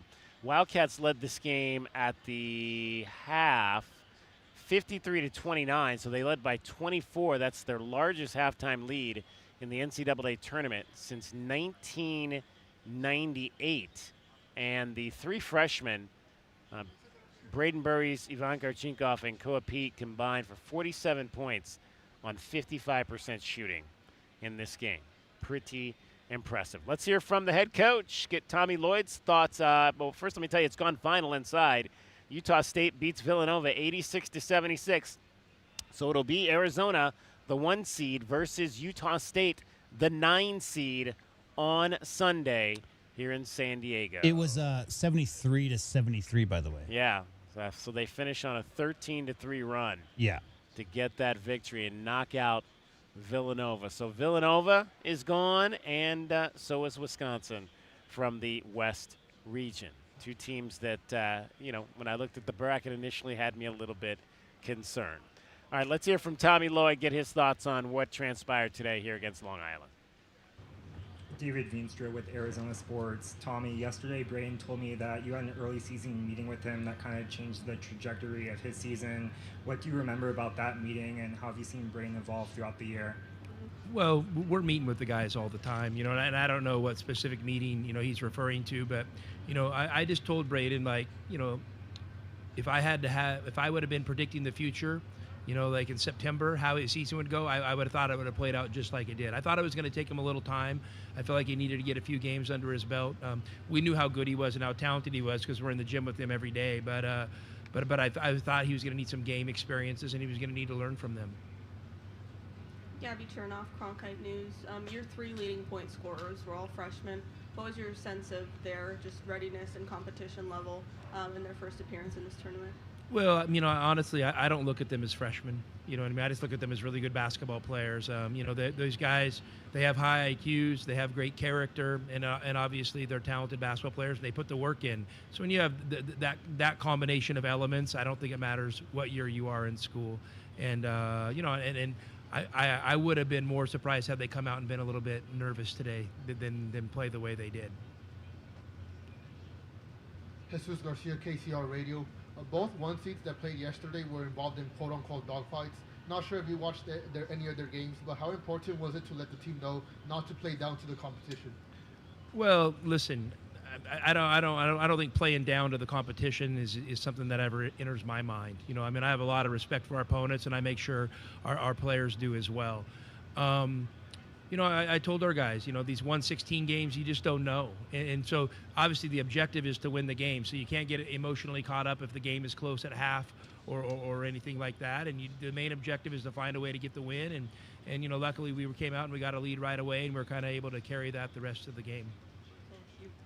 Even in a substantial margin like this, do you still think there are improvements that can be made on both the offensive and defensive side of the ball? Always when you're talking to a coach. Yeah, I mean, it's the game is basketball is a game of a lot of random things happening, in succession, and there's a lot of mistakes made, and that's what makes it a beautiful game. And so there's always something to learn from.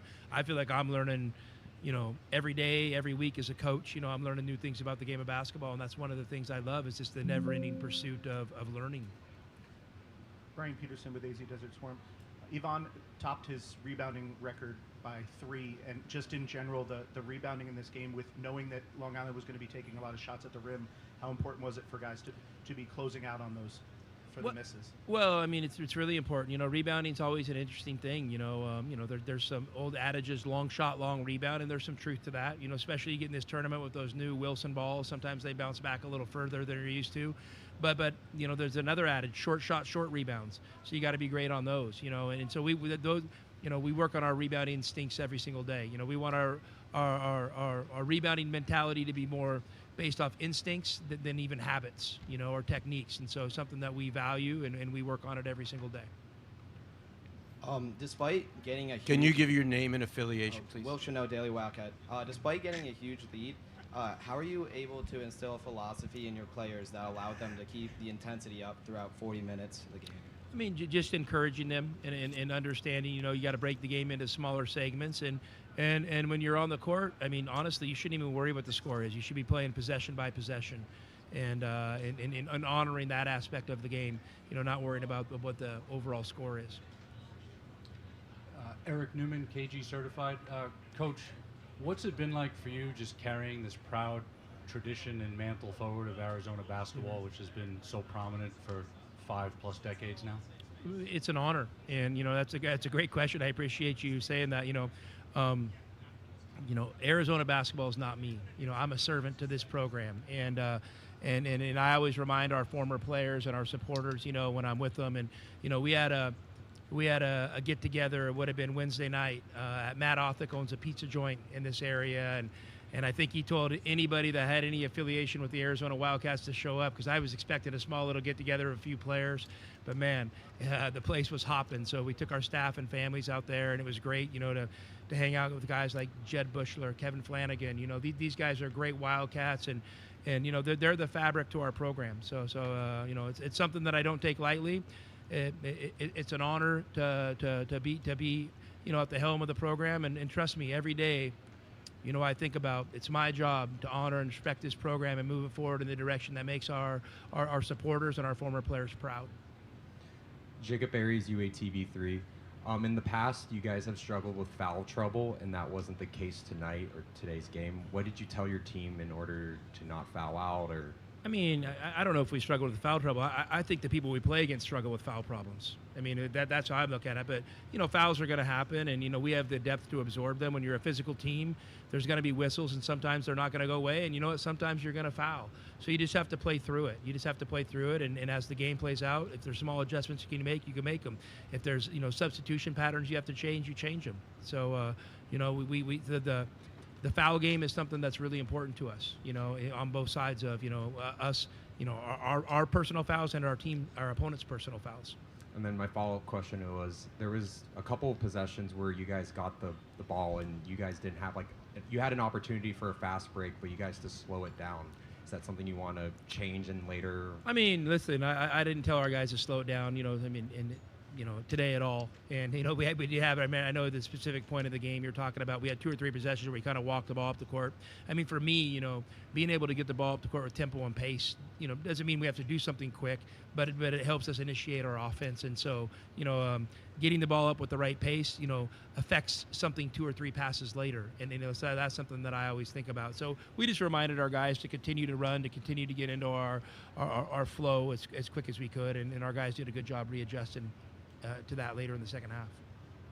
David Meridian, Camp Student Radio. Coach, 3 consecutive games played in the Big 12 tournament and then a tight turnaround with a game here on Sunday. Can you speak to your preparations in the next 48 hours and also your thought process to keep the team sharp with another game on Sunday? Well, I mean, I think that'll go without saying. Our guys know where we're at, and they know where we want to go, and they know what our purpose is. So I'm not, worried about the focus not being there. I mean, listen, I want to get this press conference over, and I want to commend you young Arizona students. You guys are asking great questions. You guys are doing a great job. Wow. And I love it. You guys should come to more of our stuff we do on campus instead of being out at Bob Dobbs or wherever you guys hang out at. Like, come to some press conferences. You guys are doing a great job. And but listen, I want to get this press conference over. I want to get back to the hotel, and I'm going to watch the game and start preparing. And we'll have a great afternoon of preparation today that'll lead into a strong day of preparation tomorrow, and hopefully a good performance on Sunday. We're just going to kind of take it hour by hour. Looks like one more question. Last question right here. Saul Bookman, PHNX Sports. At the end of the game for LIU, Eddie Munyak hadn't played at all this season. It's the bank 3. Obviously March means a lot to some of these teams. What did you think of that moment for him? I mean, listen, you feel good for that young man. I mean, that's an awesome moment in his life that he'll never forget. I mean, college basketball is special, and I think in this NCAA tournament, there's a lot of amazing stories. That's what makes it great theater. And you also know, some teams advance, and we're a team on a mission. We are, but we also, have a team we played today that their season ended, and they've had a magical season, and then there's guys on that team that didn't get a play, very much. So I can do scoreboard out of this if you want. Be able to put that in his back pocket and pull out the video with all his friends, down the line is going to be something really special. Glad I'm a part of it. All right, Coach. Thank you very much. Thank you, guys. Let's take a look at what's happening today around the rest of the country. The Wildcats Radio 1290 Game Day Scoreboard is brought to you by Goldberg and Osborne. Goldberg and Osborne, Arizona's leading injury law firm. And Tommy Lloyd must have heard Phil Martelli shouting out his student media. Tommy What if Lloyd. he didn't? Like, what if that was just randomly the exact same thing Phil Martelli said yesterday? Everybody's loving on the college kids. I love it. It's great to hear because they must have all like, we'll go to the press conference and let you older guys try to fight for guys in the locker room. Speaking of older guys, I was just thinking like I might say something controversial here, but like I don't know if Bob Dobbs is where 18, 19-year-olds are hanging out. I think it's probably a little bit of an older crowd. There you go. Before we get into what is happening in major college basketball, I just want to point this out.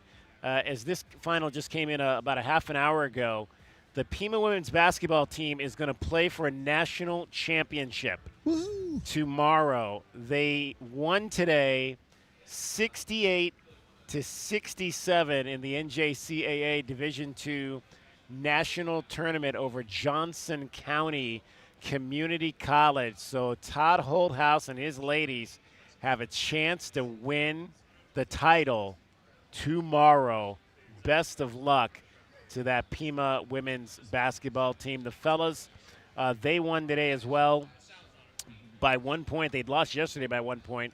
They won today by 1 point, so they're going to play for 5th place tomorrow at Nationals. But how about that? It would be great to see those ladies come back to Tucson with a national title. All right. The boys lost by 1, right? Yeah, yesterday they lost by 1, and they won by 1 today. Close games. Yep, for sure. All right, Utah State has beaten Villanova here 86-76. How about these numbers, J-Dub? Utah State went 2 of 16 from 3. Villanova made 14 threes, but Utah State went 28 for 37 from the line, and Villanova only went 6 of 13.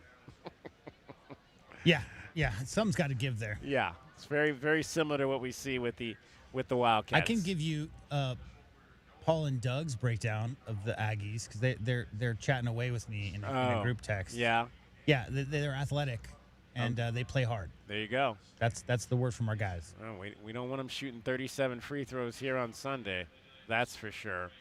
Earlier, it was Santa Clara having an opportunity to beat Kentucky, but it did not happen as Kentucky hit a buzzer shot to force overtime and then was able to win it in overtime on a controversial play, as J-Dub pointed out earlier in the show, where it looked like Santa Clara was trying to call timeout before Kentucky had a chance to make that shot.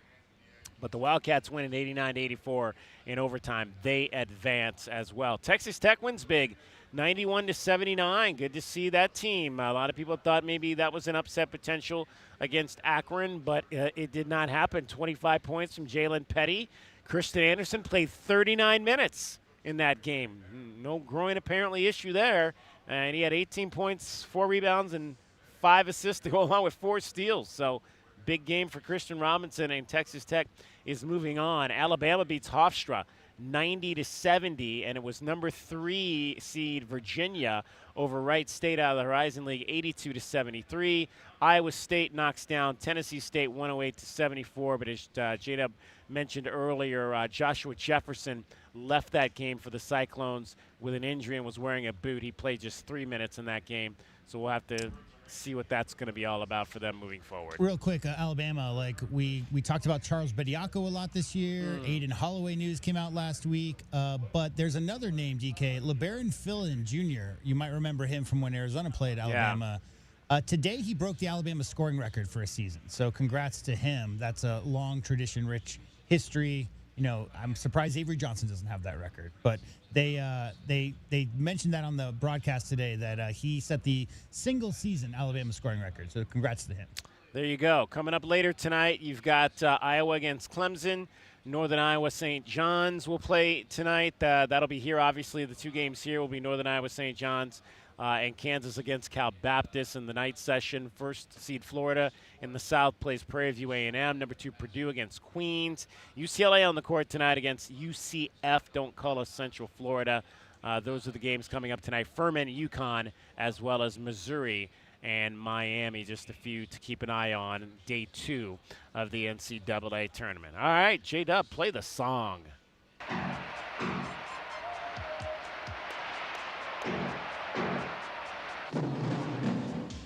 W-I-L-D. That's W-I-L-D. Wildcats. W-I-L-D. Cats. Wild about the Cats.